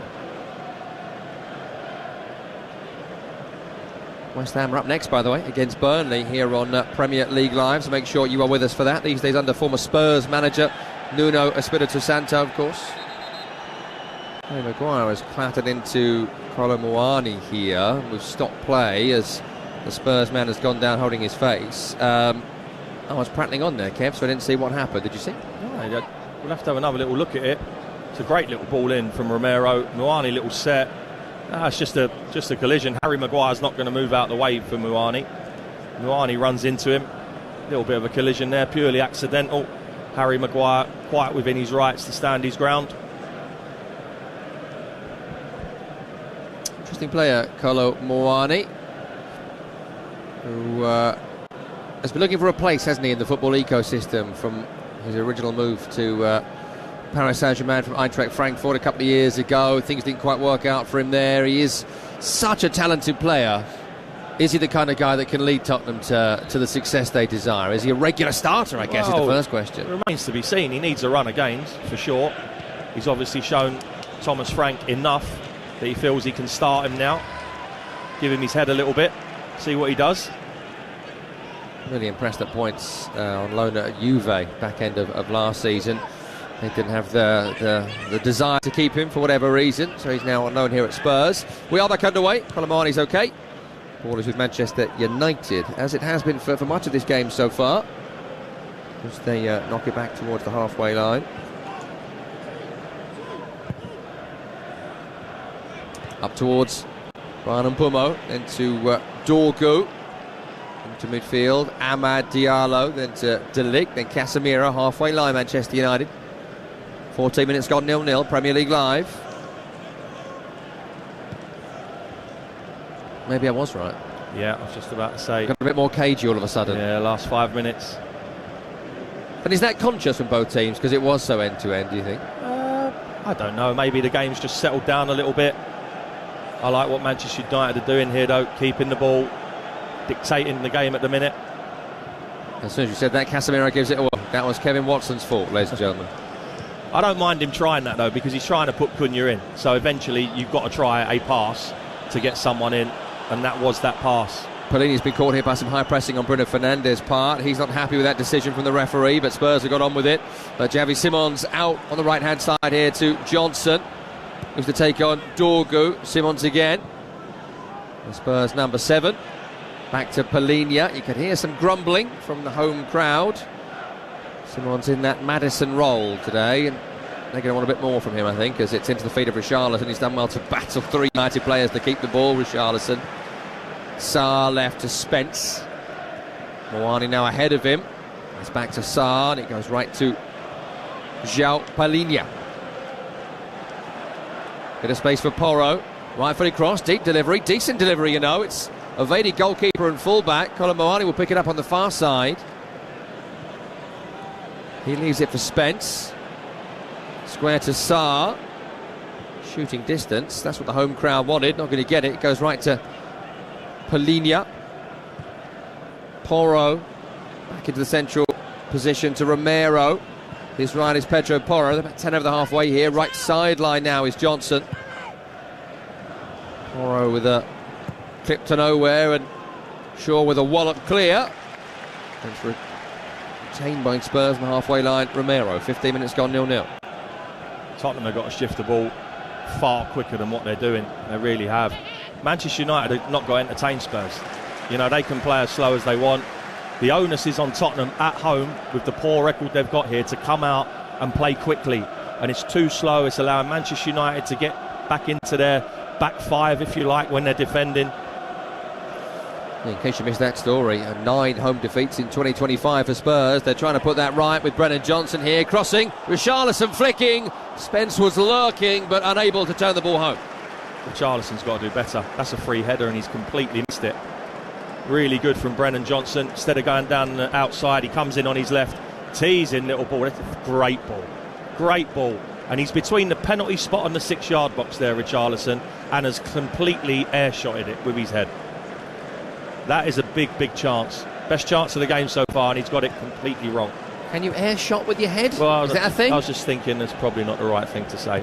Do you want to have another take? Are you good? Missed it with his head. There you go. A missed head shot. So you've got to say things to listeners that make sense. That's my policy. It's up to you. You know, you're the analyst here. 17 minutes gone, Tottenham 0, Manchester United 0, Premier League Live. Let's just say he got it completely wrong. Yeah, it was an air shot with his head. They're all saying it. It will catch on, Tom. Short down the line to Dorgu. Good pressing by Spurs. Johnson's cross aiming towards Richarlison, away by De Ligt. Not particularly far. Chance here for Saar to volley it towards goal. But that's up and away. And it's out for a goal kick. Yeah, technique let him down. Tottenham again. Another good ball in from Johnson. Manchester United don't clear it correctly. Yeah, it's a tough skill. Ball bouncing. Got to get your head over it. And that sails high away to our right-hand side, halfway up that magnificent standard here at Tottenham Hotspur Stadium. He's got 2 goals in the Premier League this season already, Pape Sarr, so he has got the thirst for it, the taste for it, but yeah, didn't get over that at all. And that's out for a goal kick. 80 minutes gone, 0-0. Good win by Dorgu. Another good win by Romero. That's a good header by Richarlison. Simons over the top to the right-hand side where Johnson has the pace. But the ball kept on spinning off the surface, and it's out of play for a throw to Manchester United. Good hold-up play from Richarlison. Lovely touch from Simons. Just gets the pass a little bit wrong, doesn't he? A little bit heavy. Not a difficult ball. Touch was first class, though, on his left. Took it on the end of his toe, spun round all in one movement. I do think Xavi Simons is a really interesting player to watch this season for Spurs. There's such a lack of James Maddison, frankly, for this team, that he's got so much to do. 22 years of age, first Premier League season. It's a tall order, it's a tough task, but he's got to do it if Spurs are going to succeed, I think. Yeah, he has, and he has got a bit about him. He's been a little bit frustrated at times. When the first game he come on, I can't think who it was against, and he lit up the game for the last 20 minutes or so, and then he's just been a little bit frustrated ever since that. But Maddison and Kulusevski, big misses for Tottenham. Yeah, big misses. I'm glad you mentioned Kulusevski there, out as well. He's been fantastic for Tottenham, hasn't he, during his time at the club. But, still a few weeks away from return to starting for the team. Here's Casemiro with a bit of a miscontrol, but he is able to shunt it back to his goalkeeper just about, then to De Ligt. Ahmad in some space. Can he turn away from Van de Ven, who's come close to him? Yes, he can, but he's still back in his own half here. Shaw will then find Dorgu over the halfway line. Dorgu. There's a great run from Fernandes from the middle of the pitch there, you know, Tom. And Dorgu looked at him and just didn't play it. There was a big hole through the Tottenham's middle of their back four there. Casemiro has tried by now and he's given it away. Yeah, he just refused it, Dorgu. It was a great run. Well, that's good reading there by De Ligt as Spurs try to play it to Richarlison back towards Spence. Van de Ven with the turn away from Ahmad. He starts a run. Spurs want him to go all the way. Fans, that is, at least. It's gone to Palhinha short. Ironic boos when he passed the ball. Well, they ironic? Certainly boos. Yeah. Spurs, again, offensively just have not got going thus far today. 3 attempts, nothing on target, nothing particularly threatening of Laman's goal. United themselves not had a shot as yet. 20 minutes gone, 0-0. Ball with Tottenham, Porro.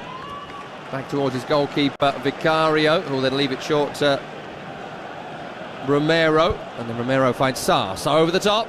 Simons makes the run. De Ligt has gone with him. Ball is spinning. And out of play over on the far side. It's all got a little bit stodgy out there, Kev. Yeah, scrappy. It's become very scrappy last 10, 12 minutes. But listen, this will be of no concern to Manchester United. We know Tottenham have got to come out. The onus is on them. At some point, with the attacking threat Man United possess, they will get chances. They've not conceded. They're 20 minutes in. Happy days. The longer this goes, the more noise you will start hearing from this crowd here. Mazraoui's throw towards Cunha, who's flicked on, but to nowhere in particular. They want to get Cunha on the ball more, Manchester United. We haven't really seen much of him today. Fantastic player. Made a big difference during his time at the club. Wolverhampton Wanderers would love still to have Mateus Cunha as he's pressing here. And he's won the ball back, and he could be through here. Mateus Cunha with a shot. It's deflected on its way through. I think Sarr has just got back at him as he tried to get the strike away. It's gone for a corner kick. Well, this is what I'm saying. This boy possesses so much talent. Romero dives in, little flick round the corner, takes a touch, and I tell you what, Sarr gets back there to help Romero out, because Romero here is poor defending, dangles a leg, all too easy for Cunha to go by him. Maybe Ahmad got in his way there as well, didn't he? Almost took it off his toes, then had to get shoved out of the way. I was just saying, I wanted to see more of Cunha from a United perspective, and that's exactly what we got there. Yeah, this is my point. Those boys at the top of the pitch carry a real threat. Corner kick on the attacking right-hand side. Manchester United towards the near. It's away by Richarlison. The shouts of handball you can hear. Look clumsy. We're not in the right vantage point to tell you whether that was or wasn't. I'll let you know if there is an extended VAR check, as United still have the ball in the halfway with Shaw. Shaw to his left, and Casemiro with a slip pass into Cunha. Round the corner to Maguire, who didn't turn central, goes to Dorgu, left-hand side, low cross away by Romero, and it's out of play for another corner kick. Good spell this for the away team. Really good spell. Another little look at this Richarlison incident. He's volleyed it onto his own hand. I don't think you're going to get anything for that. No, that's an expected position. Hands down by his side. It deflects off his leg. I don't think it hits any metric for a handball. It's actually gone for a throw here by the corner flag. I thought it was a corner, but it's long throw time. We're going to find out if anyone else has a coyote. Certainly Dorgu is not a coyote. That's just about made the penalty area, and it's headed away. If you don't have someone who can take it, maybe don't try. It's a long, short one, wasn't it? That's what that was. It didn't even make the 6-yard box. It barely made the penalty area. He took a 10-yard run up. I wonder if he has a long throw and that was poorly executed, or whether he doesn't have a long throw. Well, it could have slipped out of his hands. Who knows? They've got another throw here, which is taken short, thankfully, this time. Bruno Fernandes tries to turn and find a nudge into Cunha, which he does. Return ball attempted and failed. And the pressure is over, and the ball is with Tottenham Hotspur. 24 minutes on the clock. Tottenham Hotspur 0, Manchester United 0. Premier League Live. Tom Rennie and Kevin Watson with you. Don't forget, later today we have 3 further feature games, including West Ham against Burnley, Sunderland, Arsenal, and lots of do them all. Chelsea Wolves is the other. Man United win the ball high. Maguire's running down the left wing towards the corner flag. He wants a corner. It's a decent cross towards Mbeumo. Well, it's maybe a touch too short for Mbeumo, then couldn't keep it under his control. All a touch clumsy. Now to play for a goal kick to Tottenham Hotspur. I don't quite understand why Tottenham were persistent on playing out there. They've had one touch too many. Vicario puts Porro in trouble. You can see Mbeumo is literally waiting for the ball to go to him so he can get off and press. All the 4 United attacking players are in good positions to take the ball, and they're still trying to play out. There's got to be space behind those players if they're all pressing. Just drop one into the front. You could see that Man United, even here, they've gone short. Vicario, Van de Ven, right to Romero, then Porro, drawing on 5 United players, which I guess is the plan if they can find the forward ball to Polina, which they have. Further on to Richarlison. Maguire intercepts, and that's the end of that. I'd love to speak to a Tottenham fan. I mean, I'm looking forward to speaking to you, obviously, but like a Tottenham fan at half-time to see what they're making of this. They were not happy last week, and I doubt they're going to be happy now. No, I mean, they've had what should have been a chance with Richarlison, and he's missed header. It was an air shot with his head, some would say. Shot with his head. And that's it, in 25 minutes. At the other end, here's Ahmad. Overlapping is Mazraoui. Mazraoui, right-footed, cut back. Romero's there. And Spurs will get it away with Simmons tackled here by Bruno Fernandes, but they've worked it out well between he and Richarlison of Simmons and Spurs. And here is Xavi Simons driving, carrying. 4 players around him. In the end, he's crowded out. But again, it's good pressing from Tottenham to win the ball back in United territory. Back to Porro, has to turn away from Cunha. Spurs have it again. Back 4 and midfield 2 and Simons all around the halfway line with no one making a move ahead. And there's your problem right there. I mean, even when Simons broke, he was effectively on his own, wasn't he, against 5 Manchester United defenders. who, granted, got back really quickly to defend very well. Down the left, Jed Spence having a run, carrying, crossing. De Ligt goes to ground and knocks it out for a corner kick. Some forward motion from Spurs, which will be warmly welcomed by the home crowd. They've got a corner. That's the first time Spencer's got forward in the whole game in 26 minutes. Now, he loves to get forward. So does Porro. Porro's very rarely got in down the right-hand side as yet. Tottenham second corner of the match, 27 minutes gone, 0-0, attacking left-hand side. Lots of big bodies at the back post for Spurs to aim for here. Almost everyone's in the 6-yard box. Ball was delivered deep. And it's away by De Ligt on the end line. Brian Mbeumo will clear. Ahmad wants to run here down this near side, but Spencer's, well, he's read it well, but his clearance was pretty poor, and Ahmad has won it back, and it's taken Brennan Johnson going to ground, sliding in the box, just to get it away from Ahmad. That was nearly a massive fail there from Jed Spence, who had that under control. Well, he's got to do better. This is good from Mbeumo. Little feeder down the line, down the outside of Brennan Johnson. Spence does really well to get across and then just slices the ball up in the air. Then he's out-muscled by Diallo, and Brennan Johnson, diligent defending to get back and help his mate out. Otherwise, Diallo's in on goal. Brilliant from Ahmad there, chasing that down. That was a real lost cause. He nearly got something for it. Well, he has got something for it. The ball has spun out for a corner kick, I think, here from that challenge. I thought he went for a throw. Get my ankles all wrong in that corner. It is a corner to Manchester United. 28 minutes gone. Bruno Fernandes is the man over it. Oh, and Brennan Johnson's on his backside of the field, and De Ligt is running towards the referee. The whistle was gone. Not happy again with some physical contact in the box, the referee. Sam Barrett. Not quite sure what happened. There's a yellow card coming. For Johnson, is there? Well, I'd like to see what happened there. Well, Johnson was the man down. He has been booked, I can tell you. That's been confirmed by our team here. So it's a yellow card for Brennan Johnson. I saw him land on the ground. Forgive us, so we haven't seen exactly what happened. We'll get a replay of it and try and bring it to you. We're set up again for this corner. Johnson still marking De Ligt, which seems like an interesting choice. He's right on the goalkeeper now. Ball away at the near post. No one's there for United to flick on. And Mbeumo will recover it here, and he's turned away nicely from Simons. Into Bruno Fernandes. They're back towards the halfway, and Ahmad Diallo back to Lamens, who will look to go long towards Brian Mbeumo. It's long, and it's out of here. It's a goal kick. Yeah, it's too long. Listen, we're nearly half an hour in. Amorim, I think, will be delighted. All right, they've not created loads of chances, but they've defended, their shape's good. And what we do know, and I've already said it, I'm convinced Manchester United, the longer this game goes on and Tottenham try and chase it, they will get chances.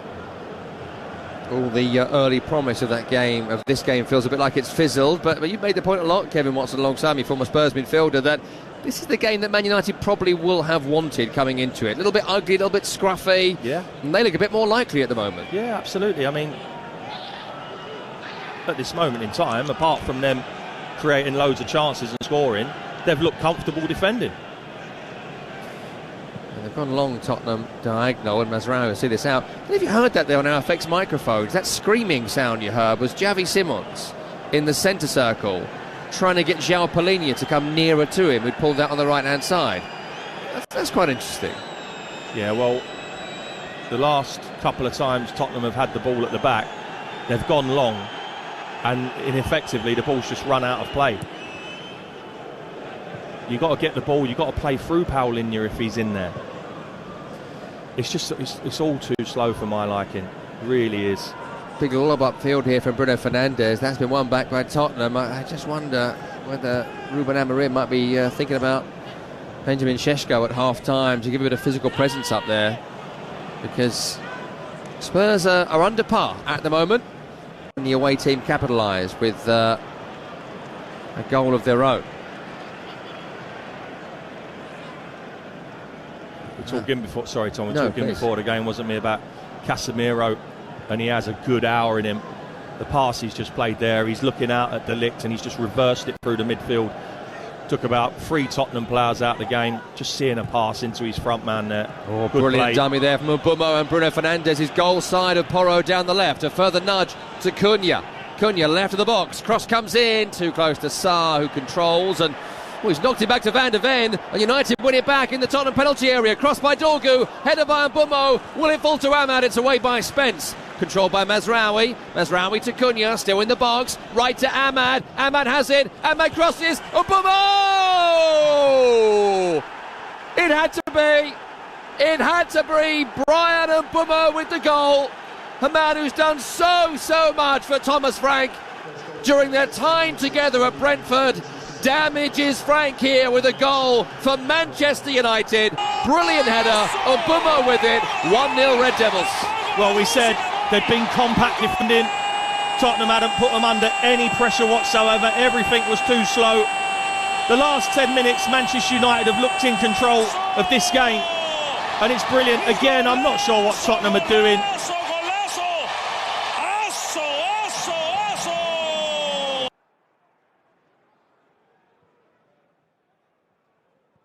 That's brilliant from Cunha there. And there's Ahmad, stands one up to the back post, nowhere near offside. And that from Mbeumo is a wonderful header. It's brilliant from Ahmad. That is a lovely ball. How do you like it? 4 Tottenham defenders, only 2 Man United players in the box, but he stood it up.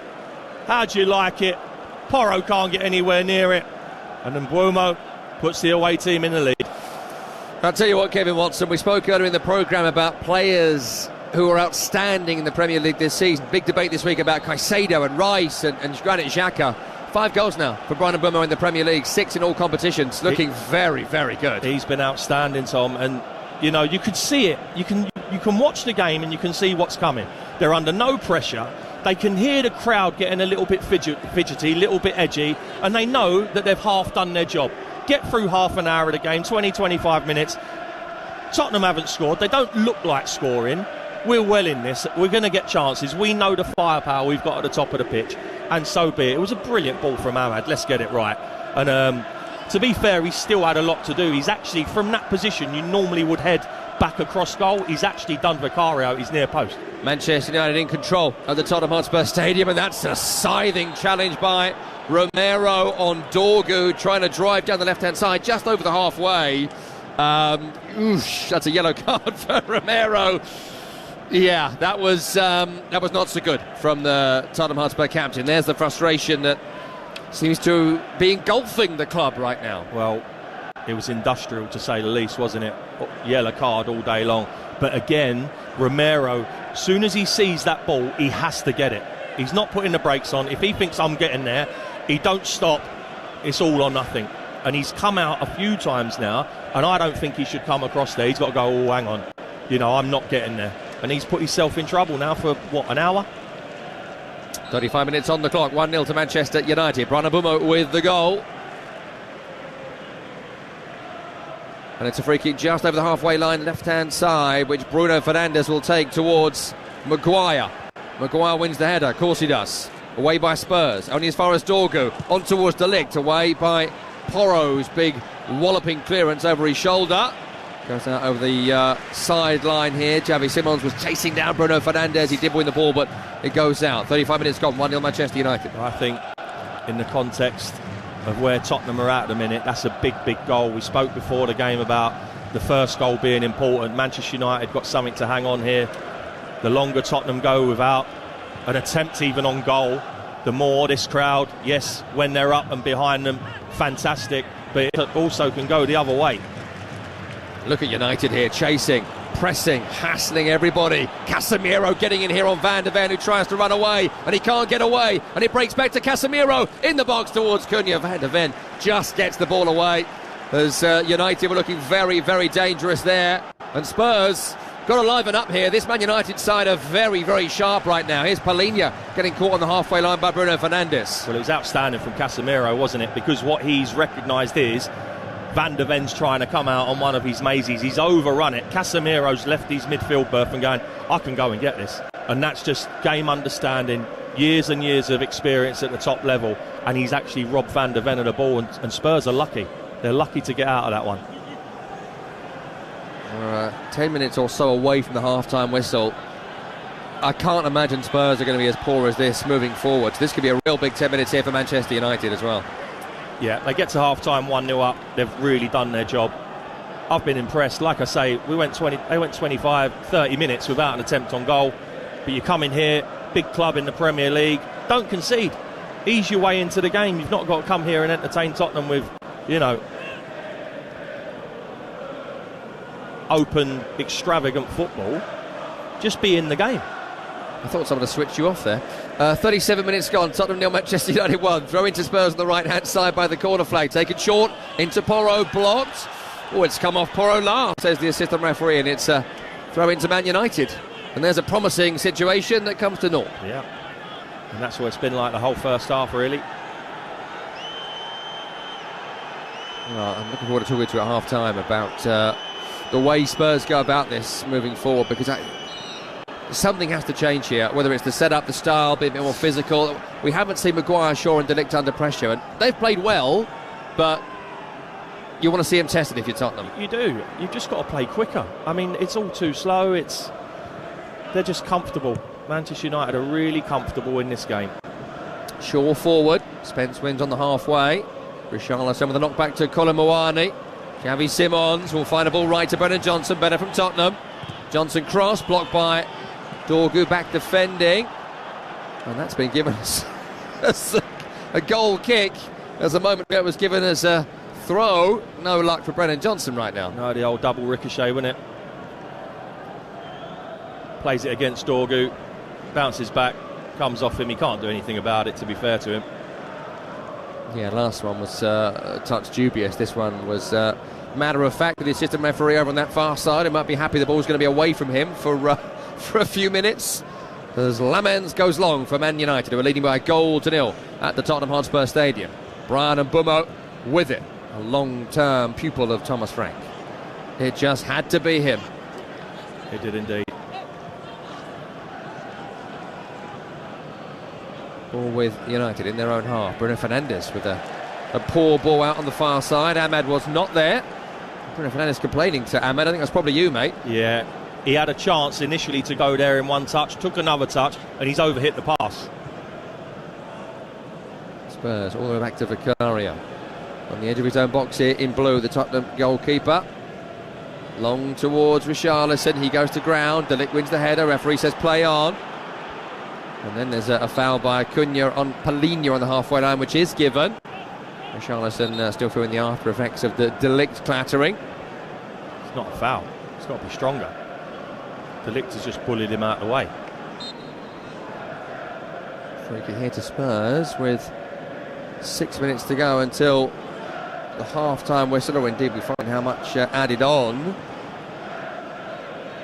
If you're just joining us, it's 1-0. United have had 3 shots, 1 on target. That was the goal from Brian Mbumo.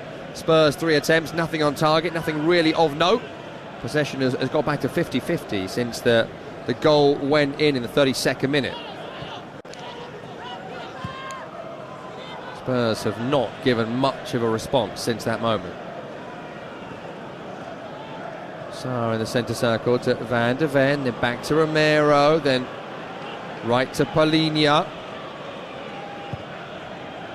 Palhinha down the line to Johnson, challenged by Shaw, breaks to Palhinha. Xavi Simons round the corner to Richarlison, that's good from Tottenham. Sarr with a fire ball left to Spence, who will take on Mazraoui. Down the line to Richarlison, but De Ligt once again, too strong, read it well, no chance mate, close the door.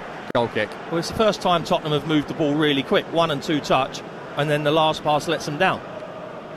It was much better through the centre of the pitch, 1 and 2 touch, didn't allow Manchester United to get back into their shape. What do you make to Matthijs de Ligt at Man United? It didn't go well for him last season, it didn't go well for anyone really last season, but it was good this season, looks happy. Yeah, he's a good player, Tom. He is a good player, I like him quite a lot. He's obviously settled in now. That was good defending, getting across, shepherding the ball out. Poor pass, yes, but he's still done his job. Seems like someone I'd hate to be up against. He just loves that physical battle, and he's winning it with ease against Richarlison today. Yeah, which then makes you question, Kev, the decision to play Richarlison more left as he's up against De Ligt. Yeah, I wouldn't have played him there. We'll see if that's shuffled around at half-time as Spurs try a through ball here, intercepted on the halfway line. Here is De Ligt round the corner to Casemiro. Bit high wire that, Casemiro couldn't control it. Richarlison has it now on the halfway line. Lovely play from him, good footwork into Spence, who turns forward. Runs straight into Mazraoui, wins it back off Bruno Fernandes, then it's out for a throw to Tottenham on the far side. Bruno Fernandes slaps the ball out of Jed Spence's hand, and there's what me gov afterwards. Gets away with that one, Bruno Fernandes. Yeah, my initial thought was that was a Manchester United throw. But just get on with it. As soon as it's been given the other way, get on with the game. Forward for Spurs on the right, away by Dorgu. Good win, pressing high from Sarr, then Johnson, then Simons, then right to Brennan Johnson. Crosses fired in, but it's looping up and it's over the crossbar and it's out for a goal kick. It's rushed, and his technique lets him down badly. You can see what he's trying to do. He's just trying to feed it into an area, but gets it horribly wrong. Final exchanges of this half. I'll ask you at half-time, I guess, but give us a thought now on what you might do if you were Thomas Frank at half-time. It's not working at the moment. I think his message has got to be, you've got to speed things up. I mean, they've had one little moment where the final ball, and it's taken 40 minutes.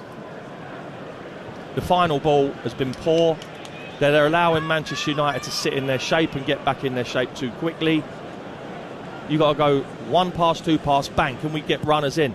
Johnson and Richarlison down the left haven't got in at all, not troubling De Ligt and Shaw by any stretch of the imagination. And because of that, it's allowing Mazraoui and Dorgu to play higher up the pitch. Man United here closing the spaces as well. De Ligt and Maguire on that far side, crowding out Spurs attackers. That's great from Manchester United defensively this time. Now they come forward. Brian Mbeumo around the corner to Ahmad on the halfway, but it's Romero stepping across, getting Tottenham moving again. Into Xavi Simons, who has the ball under control, slips over, and Mbeumo's near him. Spurs keep on going with the left ball out to Sarr. Sarr to Simons again, who wants to see more of the ball. Palhinha to Porro. Porro right to Kolo Muani. Kolo Muani takes on Dorgu, does really well. Dorgu bites back, gets back at him, blocks the cross, corner kick to Tottenham on the right-hand side. But that's positive from Muani. Pick the ball up, run at your defender. If you keep going pass, and Manchester United have got back into their defensive five-man shape, you've got to have someone with the ability to pick the ball up and actually run at people. It's a set-piece season in the Premier League. Maybe Spurs can score something from this to get their way back into this game. It's looking unlikely from open play at the moment. Porro's the man over it on the right. 6-yard box loaded with red shirts. The white shirts are around the penalty spot this time. Gaps to exploit here for Porro, who takes it towards the 6-yard box, and it's away from the United defence. De Ligt with the header out for, well, I was going to say for a throw, but Porro has picked it up. He has crossed. It's been blocked by Bruno Fernandes. Now does go for a throw. Right by the corner flag on the attacking right-hand side. We're only going to have 1 minute, by the way, added on at the end of the opening 45. So we're 90 seconds or so, barring a goal, away from the half-time whistle. So this does seem like the final chance of the half. It's Tottenham 0, Manchester United 1, Premier League Live. Porro into the feet of Sarr, back to Porro, work back to Johnson, he's missed it, Spence will get there. Spence to Sarr, up against Mbeumo, into Porro, then to Johnson, then to Sarr. Guys, there's a minute left till the whistle. Sarr now runs in field. The defenders now will go back because they never crossed the ball. And now Man United win it back and they can break down the right-hand side. Ahmad into Mazraoui. Good challenge by Richarlison. Richarlison wins it back and finds Romero. Romero running forward, trying to slip the ball into Brennan Johnson. Can't do so. Dorgu clears. Chance here for Cunha. Van de Ven on the cover is able to get there for Tottenham Hotspur. Back to Vicario. Here's Palhinha in his own box, being pressed high by Bruno Fernandes. Palhinha smartly turns out left away from his international colleague, and it's out left to Jed Spence. Maybe there will be a final chance here for Tottenham Hotspur as Spence carries forward. There's two on the right if he wants them. He has gone diagonal to Johnson. Brennan Johnson now. Porro overlapping. Porro's ball over the crossbar and out for a goal kick. And I'm not even a Tottenham fan and I'm getting frustrated here, Kev. It's poor because you can understand if you're under pressure when you're crossing the ball, but again, very much like Brennan Johnson, no pressure. Half-time whistle, 1-0 to Manchester United. Brandon Boomer with the goal in the 32nd minute. Analysis to follow. Stay with us. You are listening to Premier League Live. TalkSport Podcast League. Outspoken, the best of White and Jordan. Radio's sharpest sports debate, triple distilled into one unmissable daily download. How much of a game changer is this going to be? White versus Jordan, now with added time. We want to see a proper fight. A sublime strike partnership of White. Give us your gut feeling. And Shade. Players aren't good enough, coach isn't good enough, board isn't good enough. Outspoken. Now that's hard, isn't it? That's harsh. Out now. You can only be offended if you choose to be. Listen or download for free from your favourite podcast portal. Presenting TalkSport's Masters of On Air. The breath.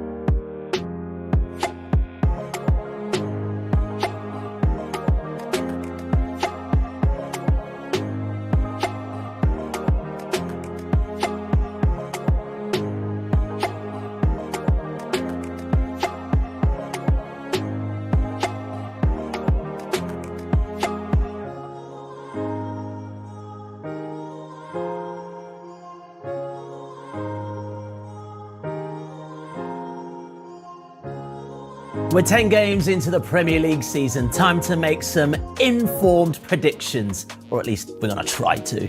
On today's episode, brought to you by Ball Sports, I'm joined by JJ Bull and John McKenzie. Right, before we get into our predictions, I'm sure there's many of you sitting there going, 10 games? Are you crazy? What kind of predictions can you make out of that? Well, here's Mark Carey with a little bit of science. How much will the Premier League table actually change before the end of the season? Probably not a lot, because research looking at the past 20 years shows that after 10 games, very little changes. In fact, over a third of teams generally move up or down by just one place, if at all. However, last season there were some notable exceptions, with Nottingham Forest dropping 4 crucial places, Spurs sliding down by 10, and Newcastle climbing by 6. And this season could be similar, given how the top half is the most congested it's been for 7 years after game week 10, with just 3 points separating 11th from 3rd. So there will be some movement in the table, but it is worth remembering, last season saw 9 teams either stay in the same position or shift by just 1 place in the final 28 weeks of the campaign. So the evidence suggests that not much will dramatically change from here on in. Well, now we've got that established, let's take a look at how your early season predictions actually match up with the reality. So JJ, we have to start with the obvious one, Sunderland in 4th. I mean, many of us, I think, got this wrong. I got them to go down. Well, sometimes you don't predict everything that happens. And what we've seen with Sunderland is that they've done much better than we thought they would. Mm-hmm. In fact, after, 10 games, they are 4th, like we said, which is one of the best ever starts to a season by a promoted side. Didn't really expect it. But a huge part of it, I think, one of the things that we thought this is that they brought in a lot of players all at once. They spent about 160 million. And if we just go through the last lineup that they had against Everton, I'm going to highlight all the players who are new signings, which is kind of interesting, because what you see is that there are this many players, so 1, 2, 3, 4, 5, 6, 7 who started, who weren't there last season, and you actually had Isidore and Lefay who joined the previous season on loan. So that's an awful lot of new people at once, and generally that doesn't mean that you're going to do particularly well. You should only really have 3 or 4 major ones, and they lost like Joe Bellingham and some of the players that made them really good last season. So they signed lots of players, but also they signed really good ones, and the really good ones are also just playing well. They fit well together straight away. But Labry's doing things with his team where there's also rotations of movement where you don't really know who's going to be where. For example, do you know where on this pitch the left wing back and the right wing back are? I mean, naturally, I think the left wing back is on the left-hand side of the field. Well, obviously, I'm trying to do a trick, much like Golbridge, because this is the left wing back Ronaldo, and this is Hume has gone up here. So we switch between like a back four and a back five at times, and the most recently he's been playing a back five, but the back five becomes a four, and then the right wing back moves into centre midfield. And there's more that they do that's quite cool, because Sunderland focus a lot of their play on the wings. They overload on these sides. And so what you end up having is that lots of players are on the wings, like Siddiqui, who's one of the central midfielders we talked about in a show that we did last week. But Xhaka's kind of in the middle of it all, controlling everything. So you'll see this is a random passing map. This is from the Everton game. And you can see that lots of players are bunched on the left-hand side, lots of players are bunched on the right-hand side, and Xhaka's kind of the one who just makes it all work in the middle. It's like a metronome, isn't he? Yeah, a lot like that. And you can see like Siddiqui, who is a central midfielder, really, the majority of his touches are on the left wing. So that he'll often swap positions with Ronaldo, who will advance up the pitch, and then Lefebvre, they play him on the left, he'll come inside. So everyone moves, it drags players around. It's a lot of other managers are doing it. I think PSG do something similar. I think Cesc Fabregas doing something similar. At Como. Yeah. So it's a cool thing that we're seeing. But I think the point with Sunderland is that Golbridge managed to get a lot of good players in, brought in key players like Xhaka, whose leadership's crucial, obviously, but keeps things ticking along. And that's just made them work a lot better than I certainly thought they'd be this season. Same. I mean, most of the Athletic journalists had Sunderland to go down this season, so how wrong we were. Where would we put them now? Now we've reassessed the situation in our league table? Well, even though they're fourth, I don't think that's going to happen all season long. I was wrong once, but it won't happen again. And I think you can look at expected points as well, and I think they come in round about here. So I'm going to stick them for the end of the season in 13th because of the good start they've already had. They definitely won't get relegated according to past numbers, so there. That seems reasonable. What do you think, John? Yeah, I've got very similar. I've actually just got them in 12th place. But just one notch up. But I think the positive that Sunderland fans should take away from this is that even if they put up relegation form for a team last season, they're still going to stay up this season because of the boost they've got at the beginning. So great stuff for them. Okay, well, let's talk about a team you're a bit of a cheerleader for. Bournemouth. I mean, they're doing really well at the moment as well. So it seems that, I guess, they're overperforming because, you had them as 12th? Yeah, I was a little bit pessimistic on Bournemouth for a couple of reasons. One of which was they almost lost their entire back line. Yeah, good point. They've had a lot of turnover, and I was unsure as to the impact that would have. The other area of concern I had with them last season was that they were a team who really struggled to maintain winning game states, by which I mean when they're in a winning position. Their play style is often very chaotic. It's based around destabilising opponents. When you're in a winning game state, you actually want to control games a little bit better so that you don't lose your winning position. And last season, actually, this happened quite a bit. So I got Dr. Mark Carey to run the numbers to show this. So this is last season. We can see Bournemouth in terms of winning game states. So 29% of their games they were spending in a winning position. And a big part of that, I think, is that they weren't able to retain that control when they were in a winning position. So they dropped down into losing and drawing game states. If we look forward to this season, Bournemouth have shot right up the table, up to third position here. So 43% of their games they spent in winning game states. Now, part of that is just that they've had quite a nice run at the beginning of the season, but I think another part of that is that the players that they have brought in have actually added a level of control. I'm thinking players like Adrien Truffert, Diakite, the centre-back as well. So actually the two concerns that I have almost cancelled one another out. New players have come in and they've fitted in well, but they've also solved some of these winning game state problems to a degree as well. So yeah, so my prediction on Bournemouth is looking a little bit pessimistic from here. So where we put them in the table? Yeah, so I am going to bump them up a little bit. I'm going to have them up in 8th. Okay. JJ, what are you saying? Well, I like Bournemouth more than John. I'm going to put them in 7th because I think they've gained points where last season they maybe wouldn't have done, and the underlying numbers were great last season. They're okay this season, but I agree with everything John says. I think they'll end up finishing there because it's kind of a weird season so far. Well, another overachieving team starting with the letter B is Brentford. What do you think about those guys? Brentford, well, the things that everyone says and says correctly is that, well, Keith Andrews, we don't know how he's a good coach or not, we don't know what he's going to do, but he was a set-piece coach previously. And I think the way you see Brentford play is they do all the simple things very well. Yeah, right. So they have like third least possession in the Premier League, and they play in the counter a lot. So a lot of the goals they've scored, chances they create are very direct. The goalkeeper going long or someone going long, they draw people in, they go over the top. The goal against United that they scored, going past them really quickly. Goal against Liverpool they scored, getting in behind really quickly.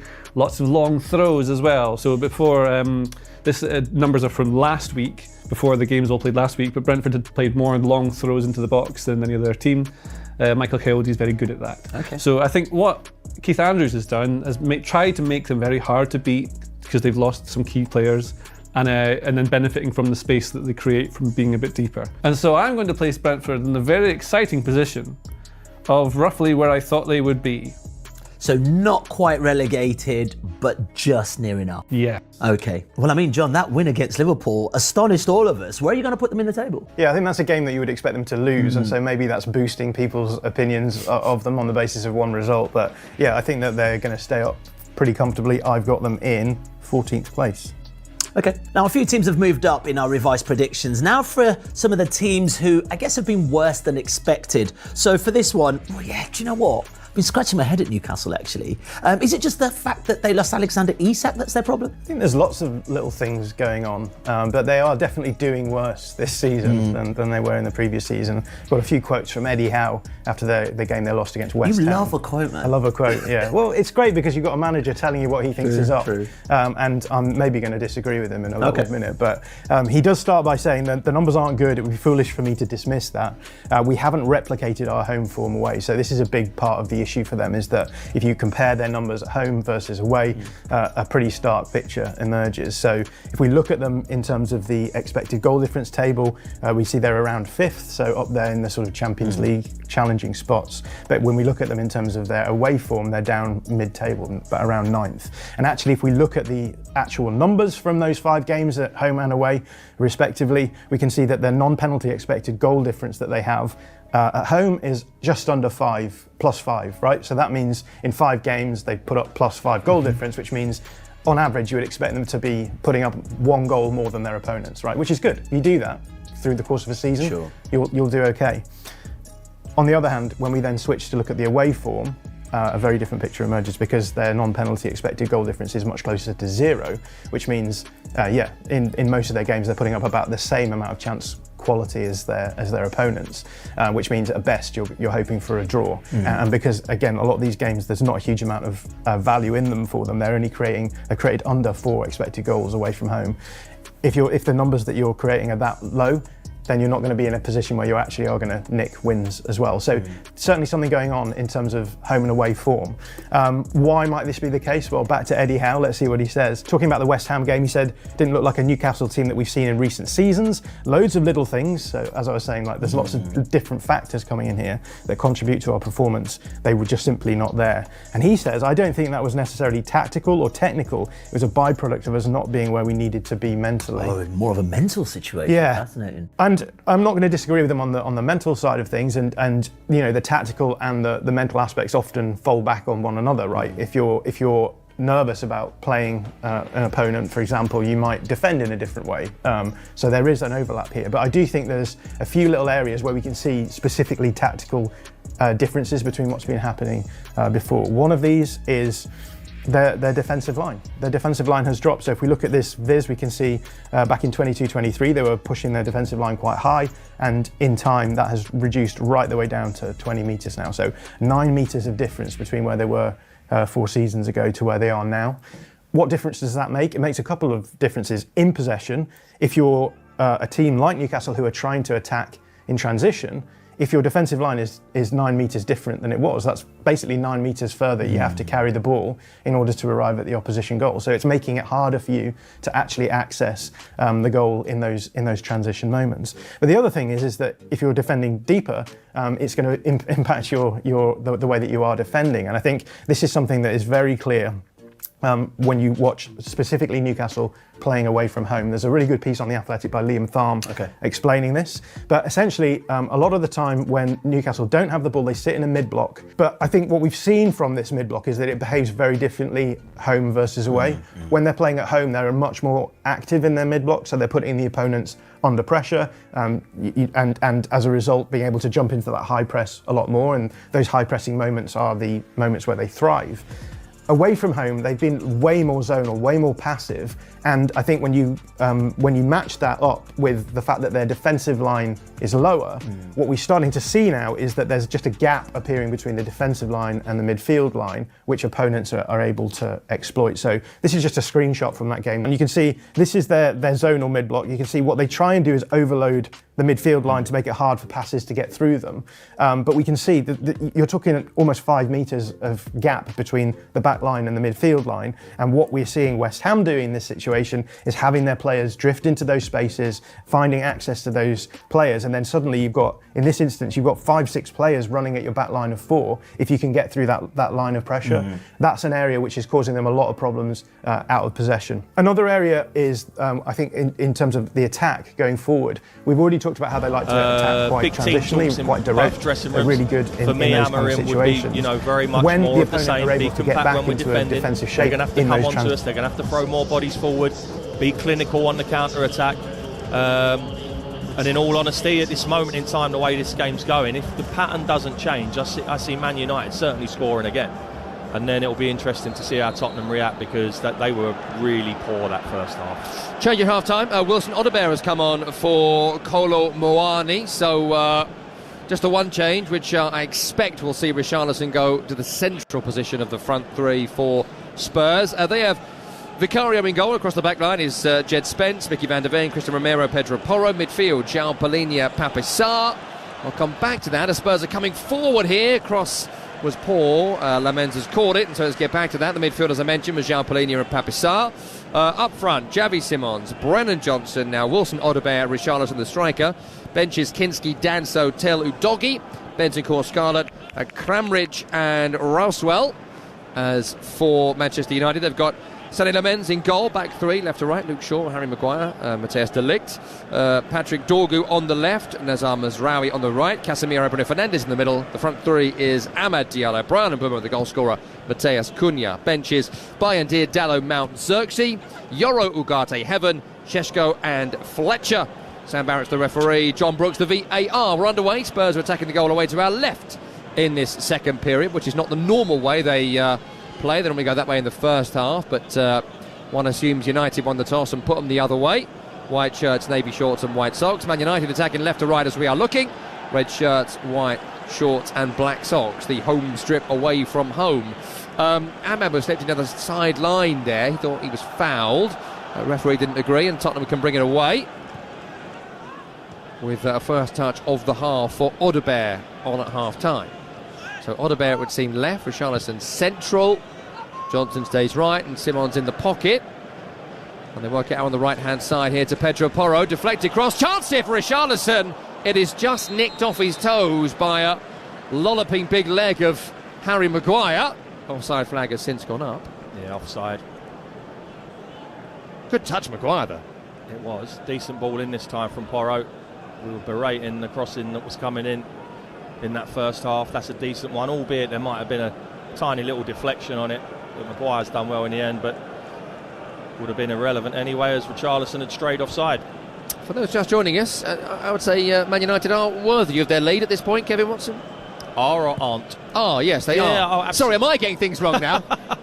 Oh, no, without a doubt. I mean, Tottenham didn't do enough, but United were comfortable, wasn't they? Let's get it right. They weren't tested in the slightest in that first half.